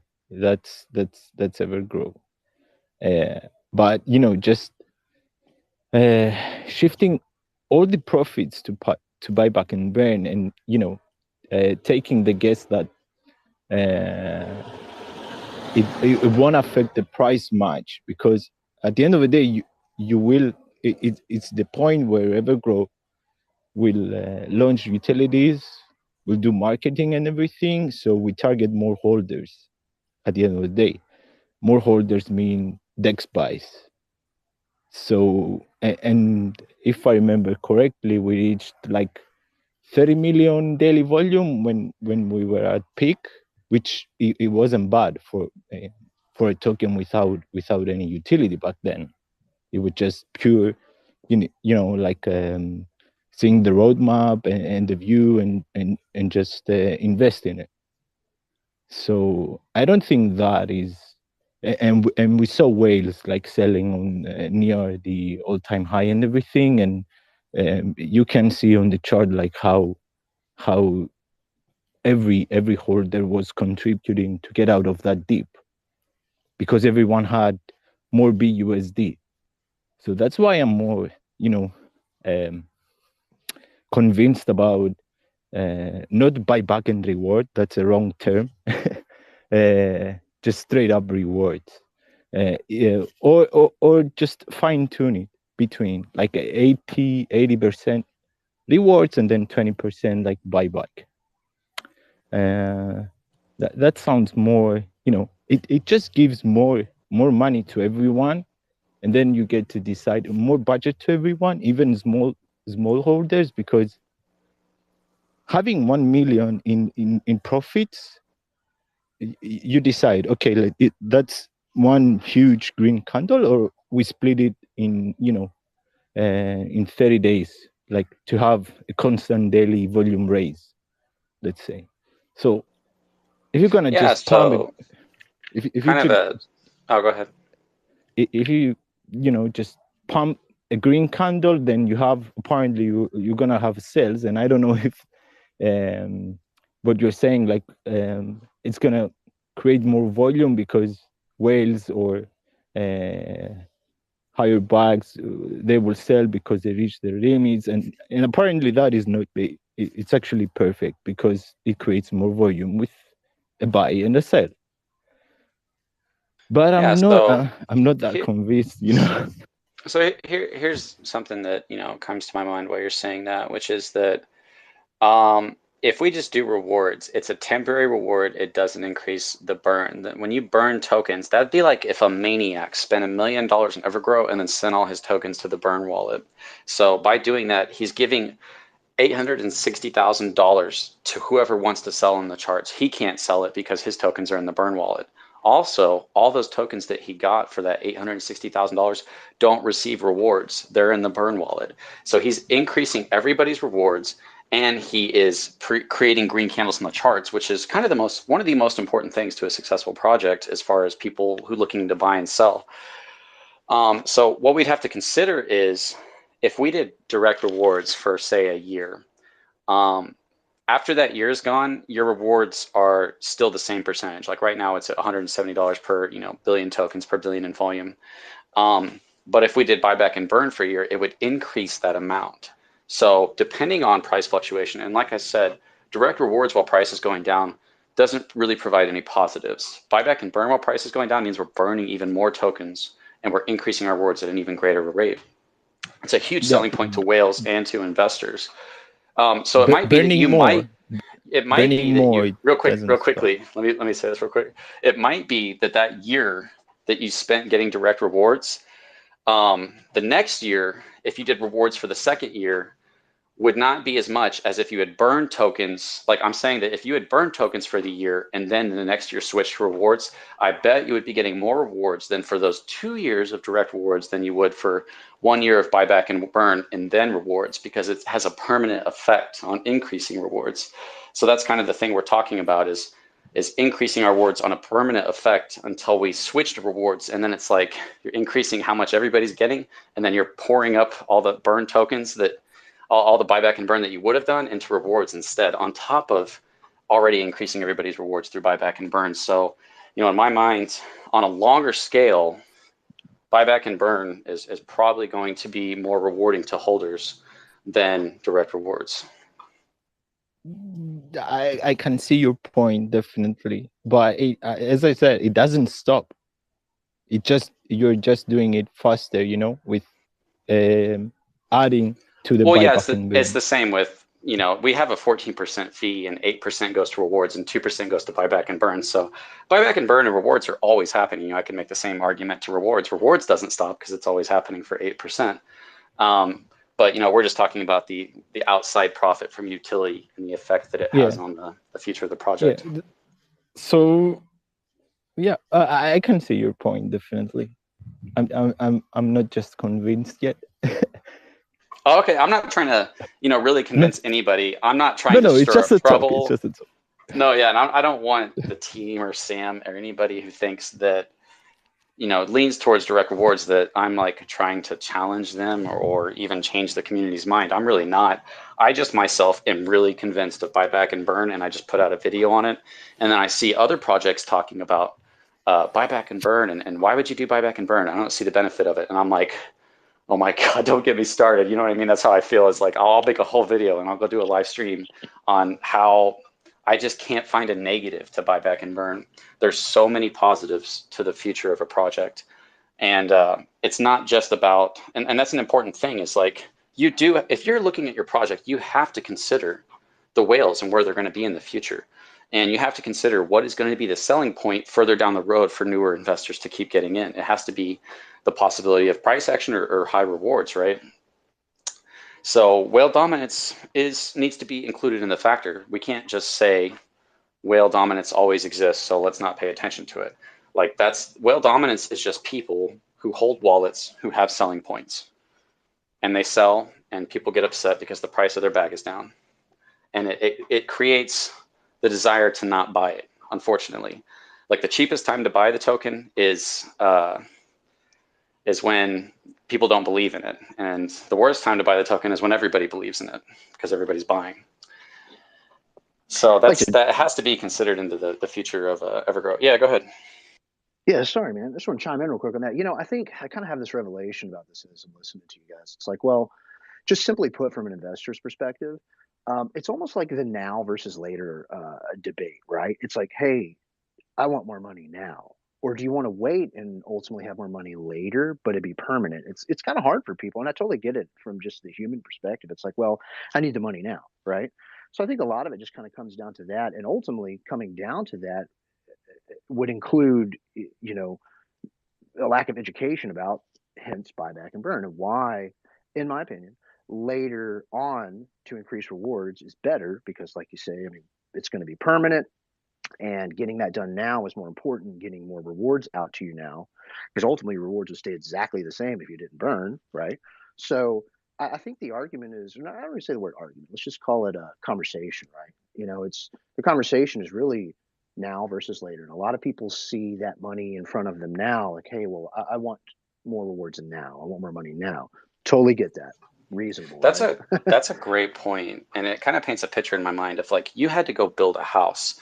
And you could sit there and build a house. And if you build right now and you start right now, you're going to get a decent amount done. But if you stop building and you go and you get people to help you build, and you go and you're slowly getting an extra person, a person here and a person here, that's always going to be on your team. How many more houses are you going to build over a long period of time, doing it by yourself or doing it exponentially? And as we burn through another 100 trillion tokens, 50 trillion tokens, that's like adding a person to our workforce that's building that house, that's increasing our rewards permanently forever. So, I mean, I think that's an extremely important perspective to understand how important it is to bring on those extra people to help us build those houses or to burn those tokens. You know what I mean? Exactly. And with any holder and investor in anything, stocks, crypto, whatever, it's kind of like, what do we all want? Well, we want financial freedom. We want income to be coming in. Ultimately, we'd like to be able to live or retire off of that. And anytime somebody would offer me, say, hey, look, you can take $70 right now today, or you could wait a month and I'll give you $100. Which one do you want? I think 9 out of 10 people are going to take that $70 right now because they need it. That's understandable, But again, it just kind of comes down to, as a whole, like you've been saying, which I love when you say this, you'll say, what's best for the project is what ultimately should be done. And I think that's a great, neutral place to be with it, because I agree with it. What is best for the project ultimately needs to be done. I have kind of my opinion about it, just like everyone does, so it really is the now versus later, debate. It's kind of like, well, hey, if you do it now, this is what's going to happen. And here are the things that are not going to change about it. But you will have maybe some more right now, but it will never increase. However, if you do it this way and you hang in there, you will be able to increase that and it be permanently increased. One other thing I'll touch on real quick, too. This goes back to just someone talking about utilities, because it's kind of been off and on through it, is, Evergrow is not a currency, I mean, we're shareholders. That's the whole point of Evergrow, and a lot of deflationary tokens, essentially. I mean, a project that taxes transactions, can be a currency. It's like we're a shareholder on an ecosystem of apps to come that will generate income. It's just something I want to put out there and remind everybody. I mean, you're a shareholder in an ecosystem that will have applications that will perpetually generate income.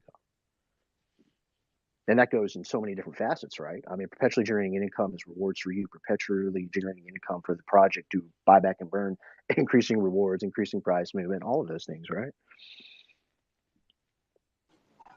Yeah, definitely. And my big thing is, because I just believe in what's best for the project. So I don't really approach that from what I like or what I want or what I think the team wants or any of that. It's just literally, what do I think is best for the project?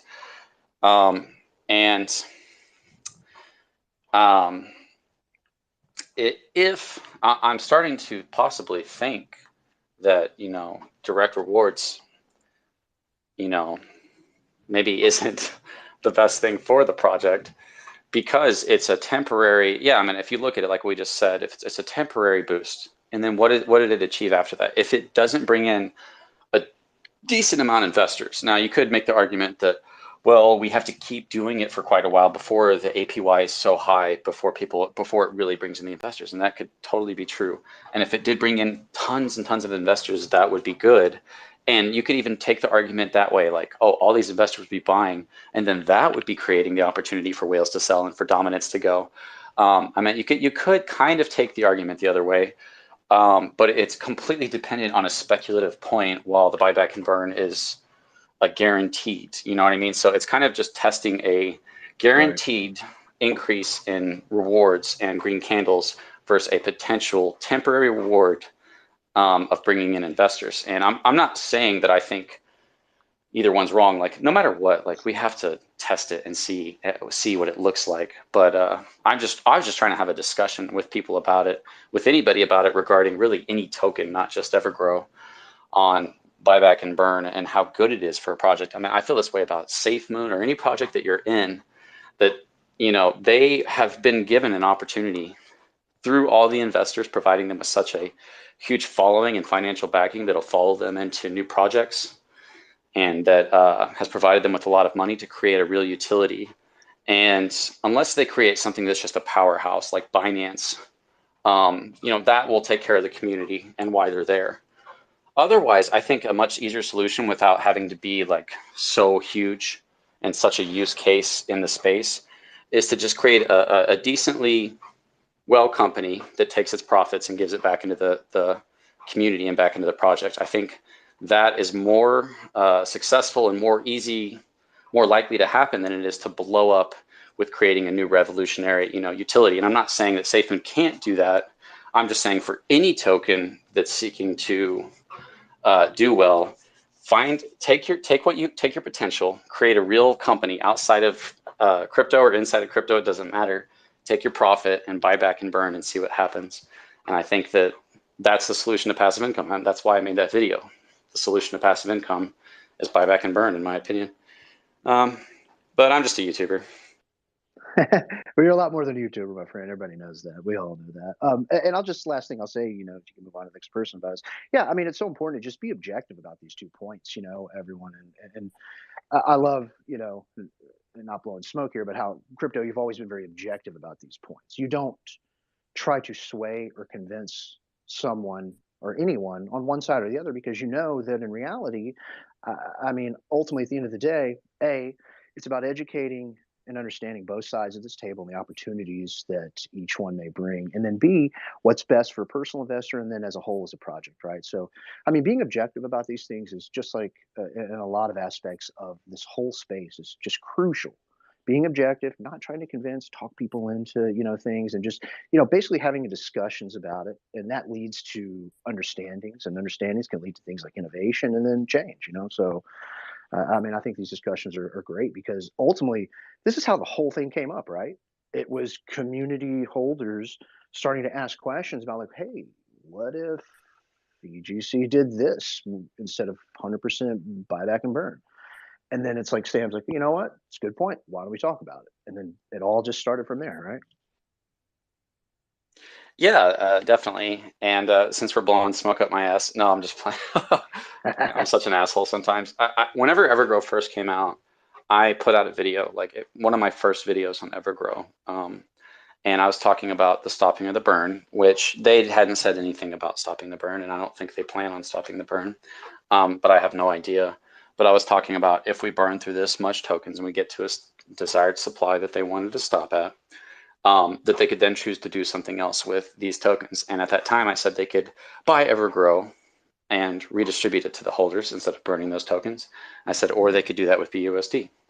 So, I did suggest this very early on, and then I just stopped talking about it. And then somehow recently, the conversation did get ignited a little bit about that. And I think it's good because it gets people talking and thinking about their investments.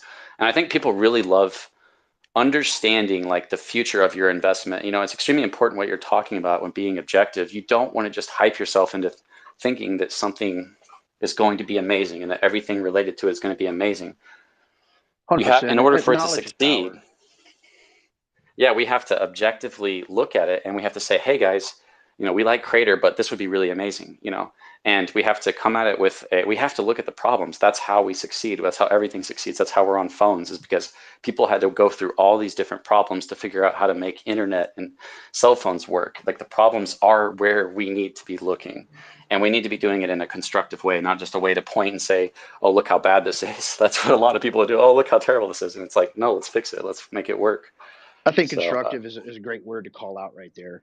Constructive, guys. I'm going to repeat it because it's very important. And in this space, I mean, there's a lot of emotion involved, and that's that's just part of the human nature about it all. I mean, but being constructive versus being aggressive, it can ultimately get you a lot further. Constructive attributes are extremely important for coachable moments, right? You can approach something in 2 different ways, and it's all about how you approach it, right? If you want to tell somebody that, hey, their idea is trash, it's all about in the approach. You want them to be able to see where you're coming from, not become instantly defensive because you're attacking them about it. But at the same time, you want to get your point across. So being constructive, providing constructive attributes about ideas or even things you may not agree with. I think a lot of people, they get really caught up, and again, it's human nature. I don't down on anyone. I mean, I always want to try to be diplomatic. That's my thing. It's like, well, I think that it's very easy to get caught up in the emotion of it, especially when money's involved, right? And people forget that, well, you don't have to agree on everything, number one. But number two, you can absolutely have a mature confrontation.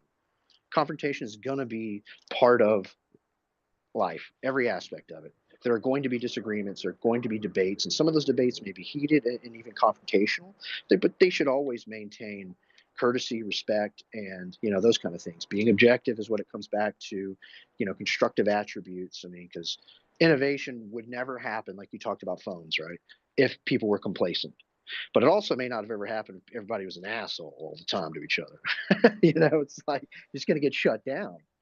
You really want to get your point across. I mean, think about how you're presenting your point to people. If anyone out there listening is like thinking, well, this utility is that, and I don't like how this is done, I mean, bring it up, talk about it in a constructive way, and I guarantee you'll get further along with it than you would if you were just commiserating, right? We've all seen it before. Sorry for the rant. I just had to get that out. No, you're good. I completely agree. I'm down to talk like life and religion and judging each other. I meant touching real quickly on that. I think that the most important thing when it comes to this is not judging each other and not seeing yourself as better than other people. Like, I think that's, if you can hold that standpoint, then your goal is to never show them how stupid they are or how wrong they are. Usually not. I mean, we can still get upset and get in our egos, but it's just like, hey, I don't care. You and me is not even part of the equation. We're just talking about the information on the table. And that can really get in the way if our egos get attached to, how smart we are or how right or wrong we are. Then we're not really able to discuss the ideas as well, because we need to really be able to speculate we need to speculate on the negative and the positive, and then see which one aligns with the information that we have present. And a lot of people are not willing to speculate on negative, and a lot of people are not willing to speculate on positive.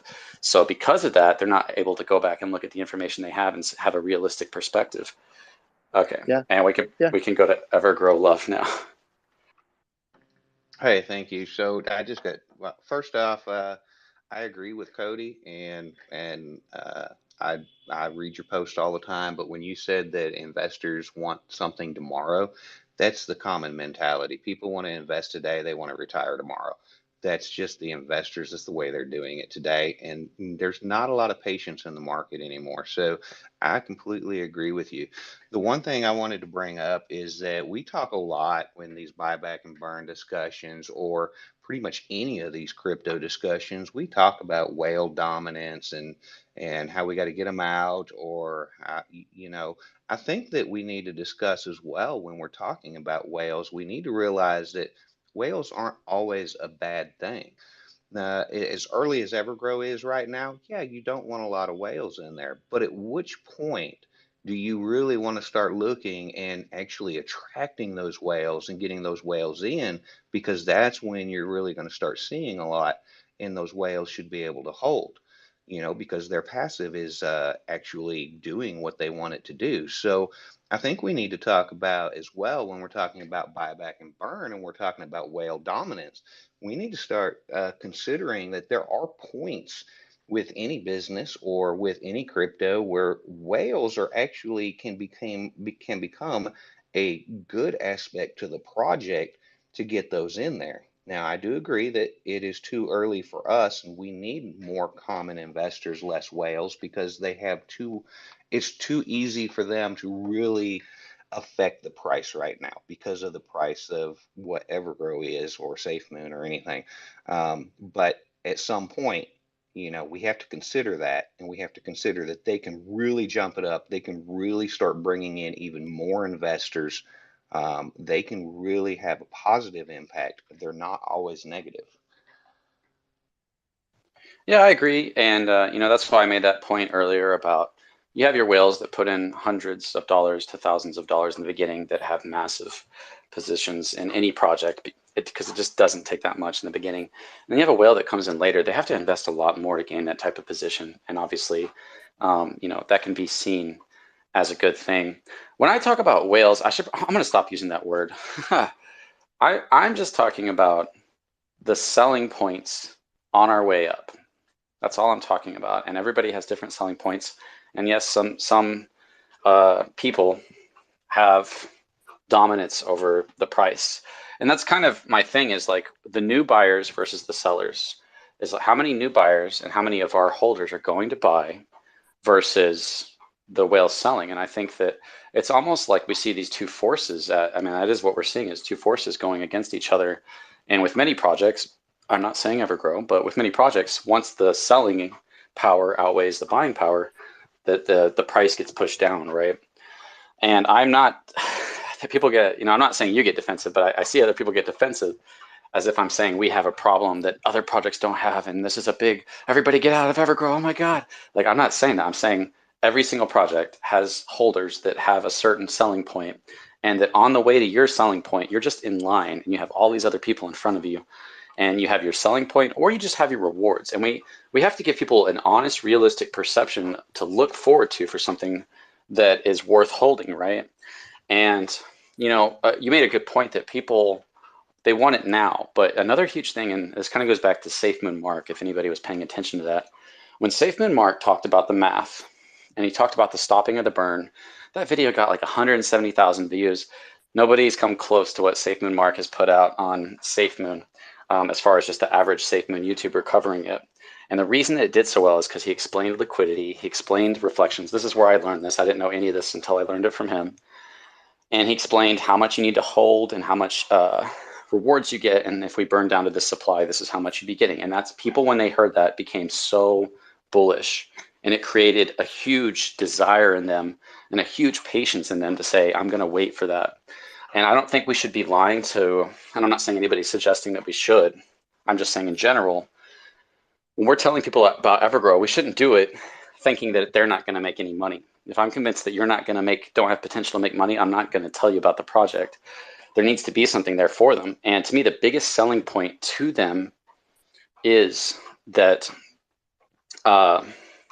there's going to be room for the price to go up, and there's going to be room for their rewards to hit insane levels based on the price right now. That's all I want to do is show you, hey, this is how much a billion tokens get. If we get down to 100 trillion tokens, $1 billion a month would give you $800.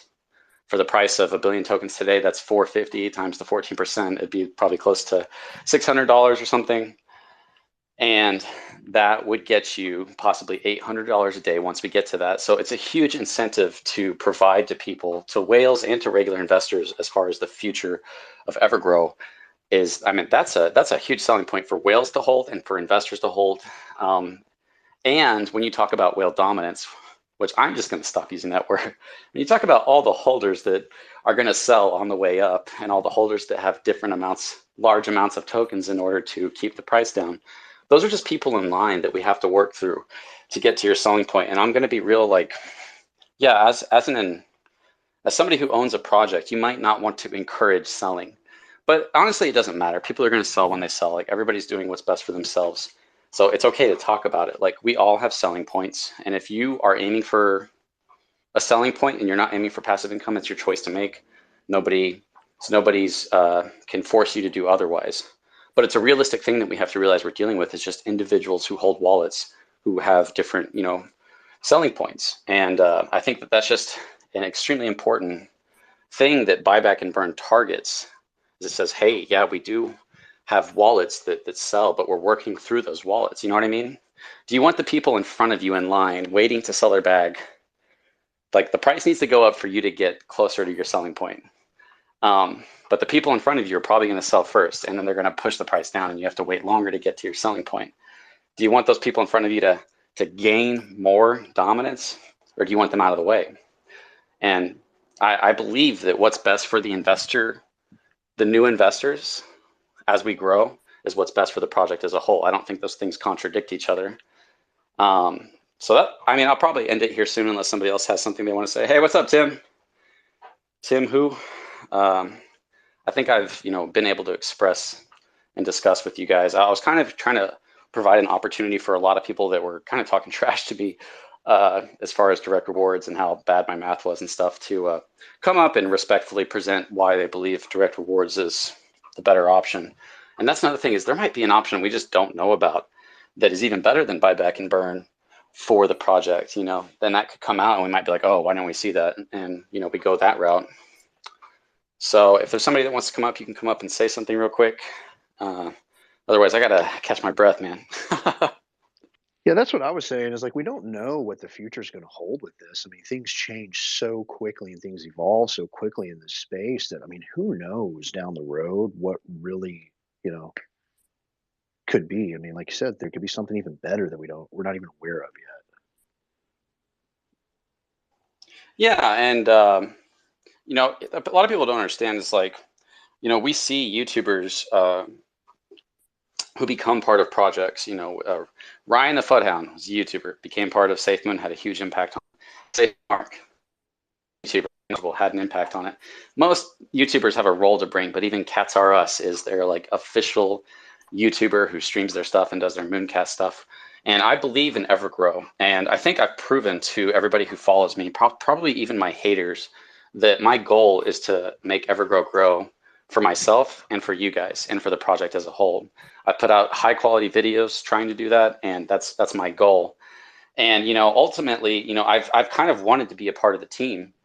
And that might happen one day, but as of right now, it's probably better to, you know, keep me off the team, since I'm, you know, one of the, you know, YouTubers who's covering them. That's, you know, kind of one of the bigger ones. So, but yeah, I mean, I would love to play a part of the process and I'm doing that as a YouTuber, so it's fine. And I'm doing that as a holder and as a community member with you guys as we work together to, you know, see what the team provides and what they decide on. Absolutely. Hey, what's up, Jim? Go ahead, man. Hey, how you doing? Can you hear me? Yep. Sorry, I'm on my cell, so, and I don't have my AirPods, so I might not sound too well. But yeah, appreciate you guys holding Oh, you're this. good.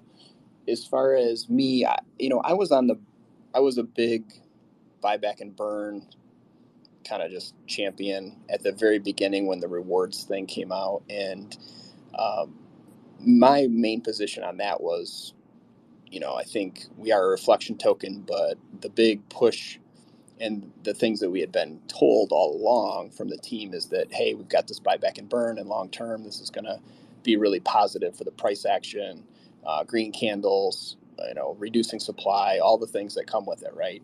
So initially, I was like, okay, yeah, this sounds amazing. This is going to work.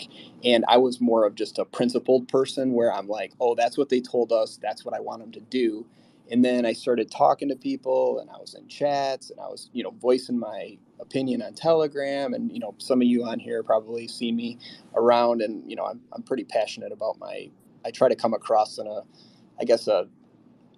neutral way, just to try to get people to think about things in different ways. And I try not to, put my opinion necessarily out there. But then I kind of came around to the idea that the rewards could be a really good thing. And I kind of got on the rewards side of things. And that's where I've been ever since, just because I felt that the rewards, especially if they're 47% APY, if we get to the point where, hey, we got $1 million in profit and it's in bags are full, I agree with you that it's not going to necessarily help us work through the whale situation, because I think price action and price pressure and moving price up is what's going to, like you say, get in line. That's going to force the whales generally to sell. That everybody has their sell point, right? So if you're sitting on trillions of tokens and your price, if you hit your price point, you've got tens of millions of dollars. Maybe you're saying, okay, I can change my life. I'm good for the rest of my life. There's going to be a point where someone's going to sell. And there will be others that maybe are hanging on for 100 million, who knows? But the point being is that for me, it turned into, where do we want the value of the token to be focused on? And buyback and burn, to me, puts the value in the token, right? In the company, in EGC, and I think that's a good thing. But like I've said on Telegram and things, is in order to get that value out as an investor, what do you have to do? You have to sell it. So if your goal is to get people to hold, because, and I'll use Dogecoin as an example, when everybody was holding Dogecoin, and I don't have any meme coins, I'm not trying to show anything or anything like that. There was such an adamant desire to hold, really not for any reason other than they wanted the price to go up. Where the thought for me is, okay, the value for Dogecoin, okay, everybody's holding. and then everybody's selling because there's no reason to hold. But if you have the value put into the reflection, which means everybody's making good reflections, including the whales, then they don't need to sell their bag ever to get the value out of the token. So the token creates the value as BUSD reflections. And even for the small bag holder, they are trying to increase their bag, in my mind. So if they're trying to increase their bag, then they want to be able to take higher reflections and rebuy back into EGC. But if their value is in the token and the only way they can get money is by selling the token, then it's obviously it's kind of forcing people to sell to get the value out, right? So let's just say you're living off this money and $20 is a lot, right? Or $100 is a lot of money. If you get that value as part of the EGC token because you bought back and burned it and it's increasing, you're forcing that person almost to sell it to get their money, where if they're getting it in reflections, they don't have to sell their bag. They can use that money to live off or whatever they need, expenses. And then if they want to build their bag, they can. So I'm just making some arguments for the reflection side of things, but I've also made a PowerPoint that said we can't go wrong. Like, both of these options are very good options, and we should be happy the fact that we're debating two really good things, right? And that's just kind of what I was thinking. Okay, how bad is my mic right now? Does it sound bad? Sounds good to me. Okay, because I need to charge it because my phone's about to die. I have a terrible battery on my phone. I was trying to replace it yesterday. So I'm actually glad you came up. It sucks my phone's dying, but as long as it doesn't sound bad to you guys, I can still talk. I would love to actually discuss those ideas with you. So the big thing that I think you were saying is the value in the rewards is basically what incentivizes people to not sell it. Like, yeah, could you possibly put it in a simple point that maybe I could address? Yeah. I think it's just, for me, if the value is in the BUSD rewards, then you're incentivized to hold the token because you have the value outside of the token already, and you don't need to sell it to get that value for yourself. Like, I guess that's what I'm kind of trying to say is you're not forced to sell to get the value of the profit. When I say value, I mean the profit. So if we go a month here and you get a bunch of reflections and they're all paid out in BUSD reflections, you already have that profit in a way that you can do whatever you want with it. But if you're putting it into buyback and burn, it increased the price of the EGC coin or the token, but the only way you get to use that profit or take that profit is by selling, which I think promotes the whales to sell, which maybe we want to do that. Maybe we want to burn through them. But ideally, all those whales would never sell. And there'll be whales till the end of time. And you'll continue to get more and more whales over time. And I know I didn't put that very succinctly, but that's kind of my mindset, I guess, is with the Oh, no, you're good. Yeah. So I think that, from listening to that, if the value's in the BUSD, it just goes back to, were you here earlier when we were talking about like building the houses? Yes. And okay, so yeah, to me, there's more value in the BUSD if we burn through tokens. And I know you're just providing a counter argument, and I'm not trying to turn it into anything. But in my perspective, there's more value in having a permanent effect on your rewards than there is in having a temporary one, especially since it builds over time. And yeah, I mean, it's such a good picture to paint. Maybe one guy can build 5 houses a year or something by himself, but if he stops building houses and goes and recruits people, eventually he's going to start building more than that one guy is over a longer period of time. And I don't think it's that long of a period of time, especially when you look at, another factor in this is the price. The lower the price is, the more tokens we burn, the easier it is to add, a lot more people to help you build houses. The easier it is to increase our rewards at these lower prices whenever we burn tokens. So it's a permanent effect on what we're talking about as far as value. And you're making a great point. I think it kind of possibly turns on itself because of how much value comes from buyback and burn and increasing the rewards. Go ahead. Oh, no, sorry. I didn't mean to cut you off there. No, go ahead. Sorry. Oh, that was it. You're good. Okay. I was just going to say, to use your house example, I guess in this scenario would be you're getting the rewards and you're off running and building your house, but you're also accumulating money to the point where you can spend that money to hire other people to go build more houses, because you can take that money and put it back into the EGC, right? So you can build your bag by buying more, and that increases your percentage share of what you own. So it's one of those where it's kind of a different way of looking at it, but you have money to rebuy and grow your bag on your own if you want. Plus, when you rebuy, you're contributing to the traditional buyback and burn, which still exists within the token of the normal contract. So I get that not everybody will buy back in, but there are a lot of people that are probably small bag holders that would say, I want to build my bag. I would like to own more,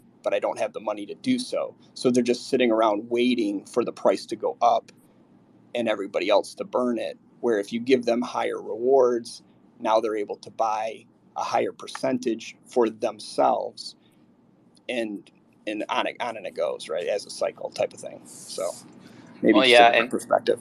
Yeah, and you'd have to really look at the rewards. I think it was like $2 per billion tokens or something like that. I'd have to look at that again to confirm that. It's not a huge jump in rewards, and you'd have to.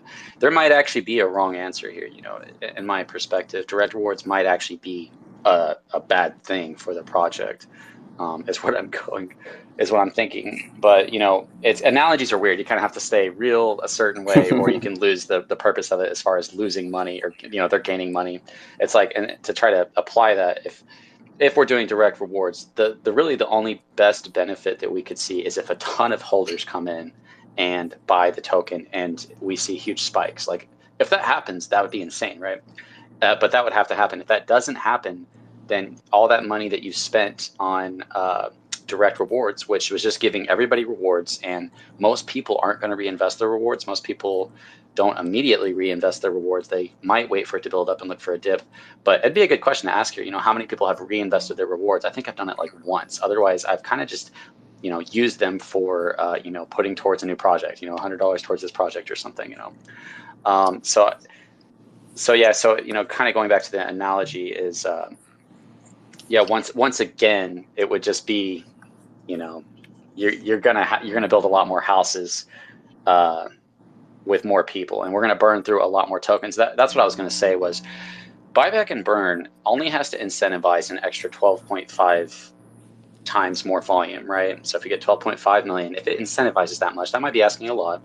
It would be having buyback and burn plus the amount of same amount of rewards.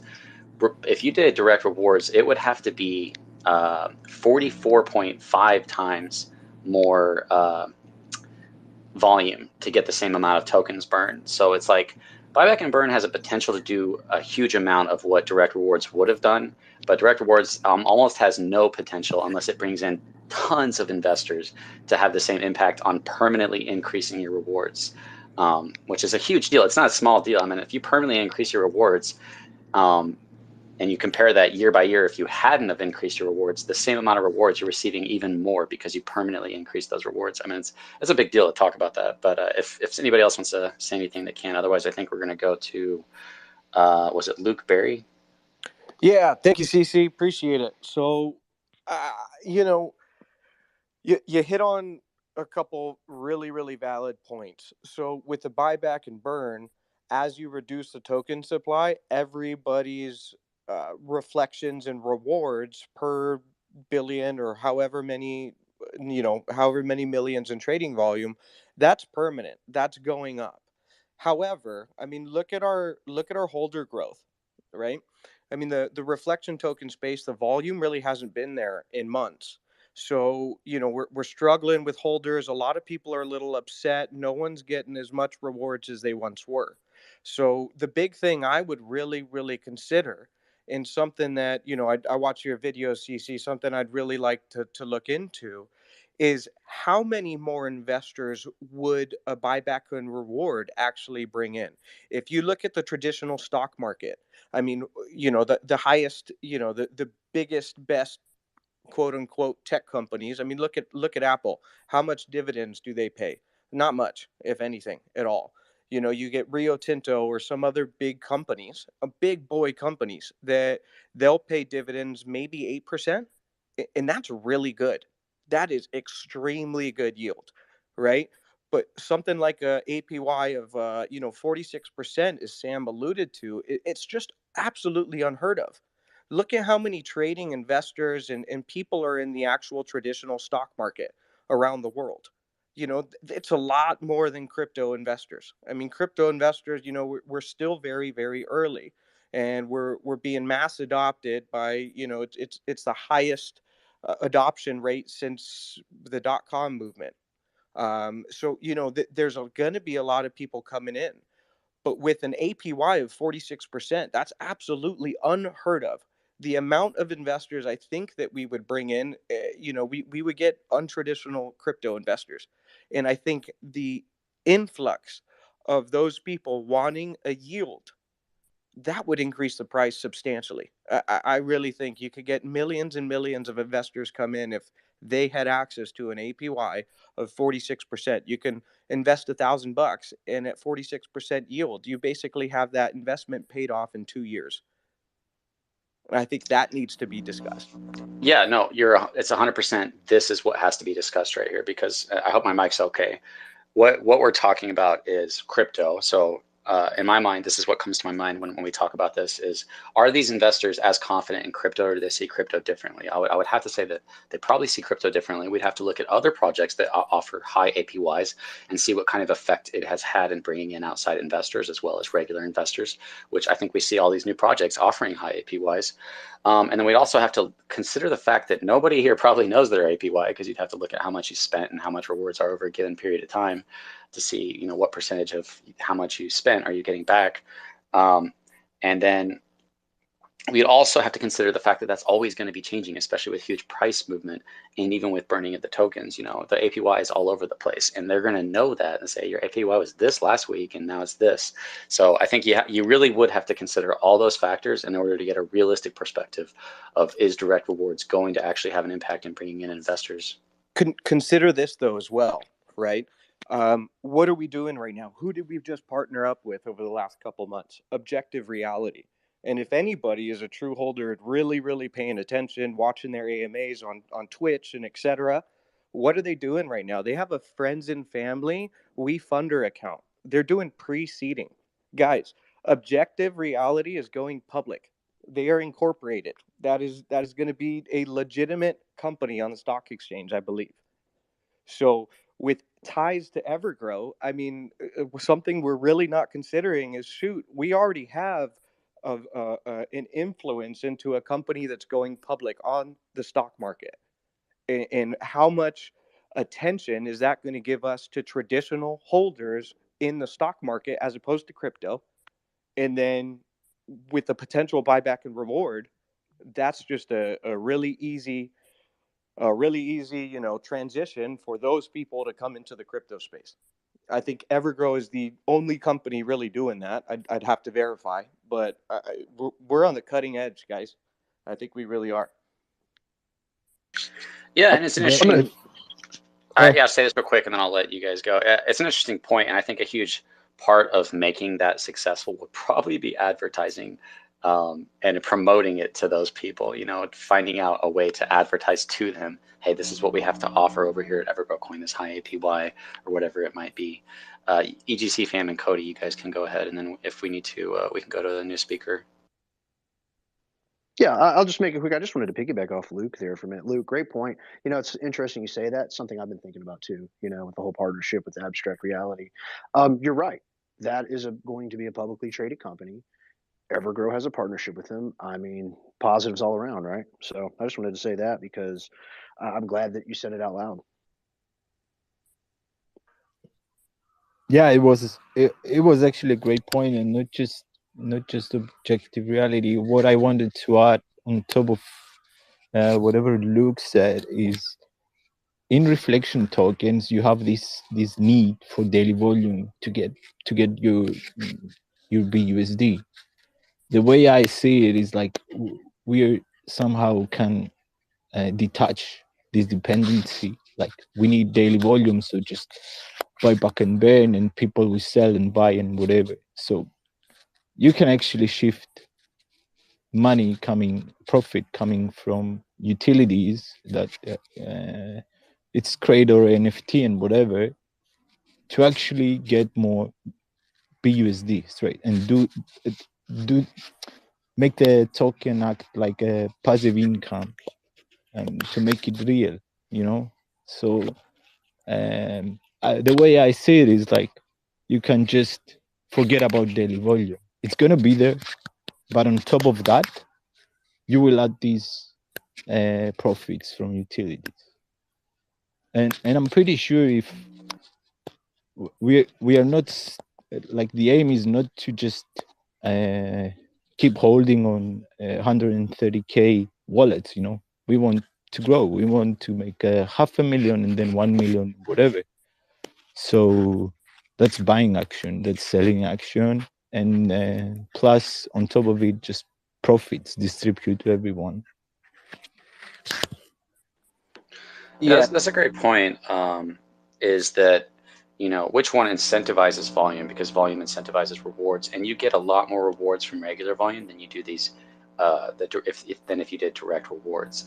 So if direct rewards is incentivizing more volume through investors coming in than buyback and burn would, then it would probably be better to do, in which case it would probably be better to, like you were talking about, have a mix of doing both. But if it's not bringing in investors, then it's not incentivizing volume, which is not incentivizing rewards, because buyback and burn does incentivize rewards. It has this impact of incentivizing volume, like it incentivizes whales to sell, which is twice the volume of what we would have seen.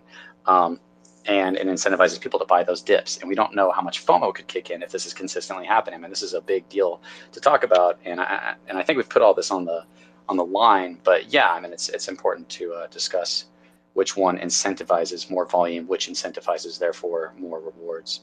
I forget who was next. So one thing to add really quickly is, you know, just touching on the idea that objective reality is going public. I mean, if you guys follow Sam, I mean, you know, he's commented on Elon Musk's most recent post or Twitter tweet regarding, you know, is there a new platform needed, right? Right time, right place, Creator's about to launch, we're good to go. But what if Creator goes public as well?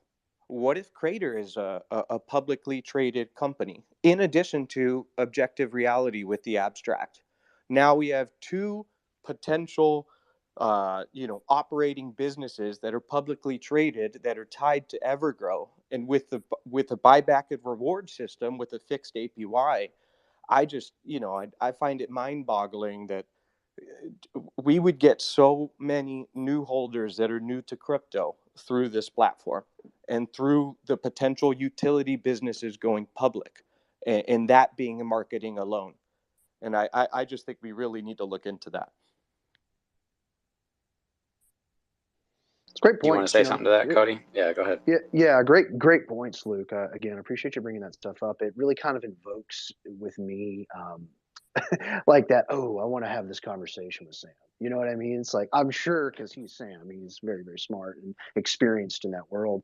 I'm sure he's had conversations like this internally with people. I personally have never had a conversation with him about it, but I am now. So thanks for bringing it up.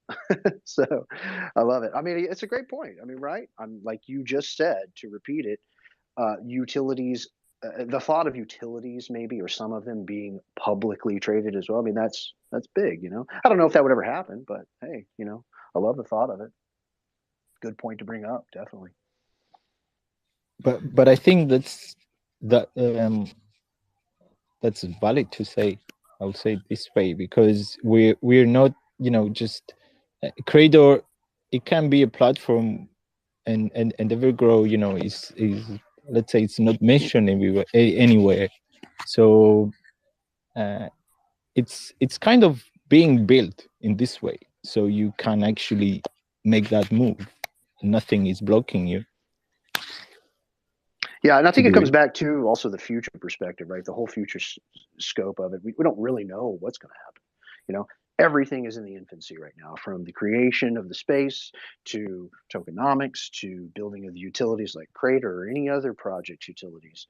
Everything is in the infancy. Who knows in 2 to 4 years what will be? I mean, that's the thing I get really excited about to think. And then when we have these conversations and everyone's conversing about the different possibilities of this or that or what ifs, you know, I really love that, because then I really start to think about, like, wow, you know, I mean, I get education from listening to y'all, and I think about, well, wow, like, what if in 2 years this was a thing? What would that really look like for everybody? I mean, there's so many wonderful things that could happen, and even things beyond our conception at the moment, right? And we spoke about that today.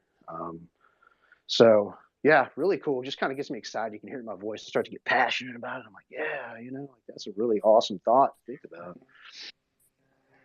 Hey, since you're getting passionate about that real quick, I just wanted to point out that Sam Kelly himself has already said that each utility is going to basically be its own company. If everything's going to be its own company, like Crater, there's nothing to stop them from trading, creating an IPO, and actually going on the actual market. That is definitely a possibility because of the fact that they are going to be their own separate entities, and they're not going to be necessarily, they're part of the EGC family, but the EGC family is the parent company. These are all little sister companies that are being branched off. You just really That's got to pay exactly right. attention to what, yeah, you got to pay attention to what Sam Kelly is saying about these. If you think about the potential of them, I mean, the potential is huge, and a lot of people don't realize it. The other thing I wanted to bring up is when Jim was talking about, you know, some people are getting in, and it depends on what they're getting in for. They're getting in because they want to buy the token, hit a point, and sell it, or do they want the passive income or anything? I had that same thought when I first bought in. I first bought in, I'm going to say I'm one of the lucky few. I first bought in like a week after it went live. I was in when it hit that first peak, and I had set a goal. I had set a goal that when my initial investment hits a certain point, that I could sell it and I'd be comfortable. But I'm going to tell you, if anybody that has seen that and was there for that volume, when it hit my sell point, my passive was so high that I was like, there's no way I am ever selling this, because the passive alone, within a year, if we could have sustained that volume, within a year, I would have exceeded my initial investment. And that to me was huge. And a lot of people, that's why a lot of people are holding. A lot of people saw that. A lot of people saw the potential. When we were at 30 million a day trading volume, everybody who was here for that knows all we need is volume. Everybody's concentrating on price. Volume is key with this token. Couldn't agree more. Volume is key. You know, I mean, that's Yeah. where the rewards are going to come from. That's where they come from. Buy, sell, creates volume. That's kind of the whole Yeah. conversation. Or Yeah, just guys. straight up reward. Sorry, guys. If I could just jump in here real quick. Sorry, I got I got cut off earlier. I just want to ask, like, you know, when Creator launches and you know, we have this revenue, like, will there be somebody hired to take care of Creator and NFT marketplaces? Like, um, obviously we trust in Sam. We love Sam, obviously, but you know, it's like if Creator takes off and it's a massive success, you know, will we be hiring somebody to take care of that? And the Yeah, I can NFT answer that. marketplace, and it comes back. Sorry, Cody. It comes back to the split between the buyback and burn and the direct rewards. Like I said earlier, like, if we can have Creator provide us with buyback and burn, and the NFT marketplace, for example, direct rewards, if we can hire people, like individuals, to take care of each project, and they will have their own team and a marketing budget to take care of their own projects. I think we can balance this out pretty well. Like, we don't have to worry about which project is most successful. Like, for example, if if you're the head of the NFT marketplace and your goal is to reach this and that, then you have a marketing budget to do that, and off you go. You understand what I mean? Yeah. Same with Creator. So like obviously Sam's not gonna be the person to take care of Creator and be on the buttons with everything. Like Right. that's the CEO. He has to oversee the whole thing. You have to hire professionals. I run a small business myself, and I try to do the books and the distribution and production, and it was a disaster. So that's just a wee question there. Like, will we be hiring professionals to take care of those things? Yeah. Yeah, great question. And you're right. You can't ultimately, once something becomes a certain size, I mean, the CEO should not be, or the chairman, or whatever you want to call him, shouldn't be responsible for pushing the buttons. Sam has spoke about this, and Sam has said that, yeah, once things get to a particular scale or a specific scale, yeah, there will be teams brought in to run it professionally. I mean, once it gets to that point, it's going to have that. Absolutely.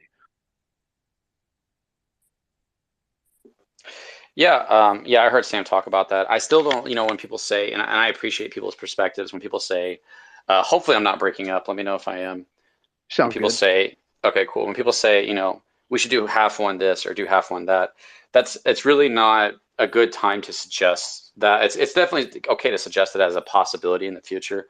But really what we have to do is we have to figure out which one's better, and then they can just take all of it and decide what percentage should be used for it. In my perspective, and if they find out that direct rewards or buyback and burn is a lot more successful than each other, then that's the one they should be doing most of, or if not all. And yeah, my phone is dying, so I'll let you, if you guys have something you want to say, I'll let whoever's up here say what they want to say, and then I'll probably end this space.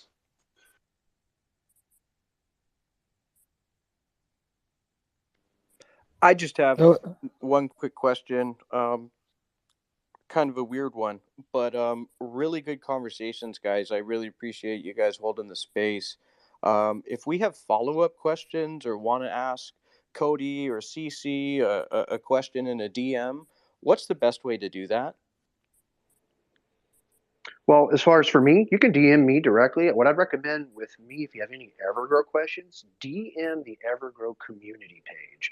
That page is run by the community managers. That would be me, Paul, and Frank. So if anybody has like Evergrow questions, concerns, or suggestions, absolutely DM the Evergrow community page. So that's all you got to do, my friend. And we'll reply super quickly. Hey, I mean, Cody. Yeah. You cut out really, really badly. Oh, what was about that? that? I'm sorry. Yeah. Look, What I was saying is, if Cody, you have... okay, go. Do you want me to? Okay, sorry guys, I wasn't going to do that, but then things got weird. Cody, okay, so there's something that happens where sometimes when you're a host in a space or you're a speaker, you can't hear each other, but the audience can hear you. So Cody actually came through pretty well for me. He was just saying to DM the Evergrow community page. You can ask them and they'll answer any question for you. And for me, you can just, if you can, message my Twitter. If not, you can just tweet me, or I have a Discord. You could try to get a hold of that somehow, or comment on my videos. I check my comments and I try to go through those. Yeah, that Evergrow community page is managed by myself, Paul, and Frank. We're the community managers. So if you DM that page, you're going to get a response probably within a few minutes up to a few hours. We're pretty quick on it. So yeah, any questions, comments, suggestions for Evergrow, DM that page. I hope that came through. Yeah, it sounded good to me. Is there anything else anybody else wanted to say? I just wanted to have a discussion on this, and that's all it is a discussion, guys. I know we all believe in Evergrow and we want it to succeed. That's my only goal. Go ahead. From my side, Crypto Control, thank you very much, Cody. Thank you for coming on here and giving us the opportunity to ask guys questions. And we all love you and we appreciate that. Yeah, thank you very much. Thanks, man. I appreciate that. Did anybody else up here have something they want to say before I close it out? Yeah, Crypto, thanks for having No, me up. Really just appreciate it. wanted to Love, say, love yeah, talking to everybody. yeah, just want to say nice job, guys. Appreciate you guys doing this for us. Thanks. Awesome. Yeah, thanks for coming up, Cody. I appreciate that, man, and helping answer questions. You might have some information that I don't regarding the team. And thanks, Jem, for coming up. Yeah, my only goal is to have a discussion ultimately on what we believe is best for the project. That's all I'm trying to do. I'm not trying to create division or hatred or anything like that. We're just discussing ideas, and I just happen to be thoroughly convinced of buyback and burn at the moment. But we'll see how it plays out in the future, and we'll see what the team does. I definitely trust Sam and the team to do what's best for the project as time goes on. So we're just having a discussion. So thanks for showing up, everybody, and I'll see you guys in the next video. See you, everybody. Take care. Thanks. Thank you, guys. See ya.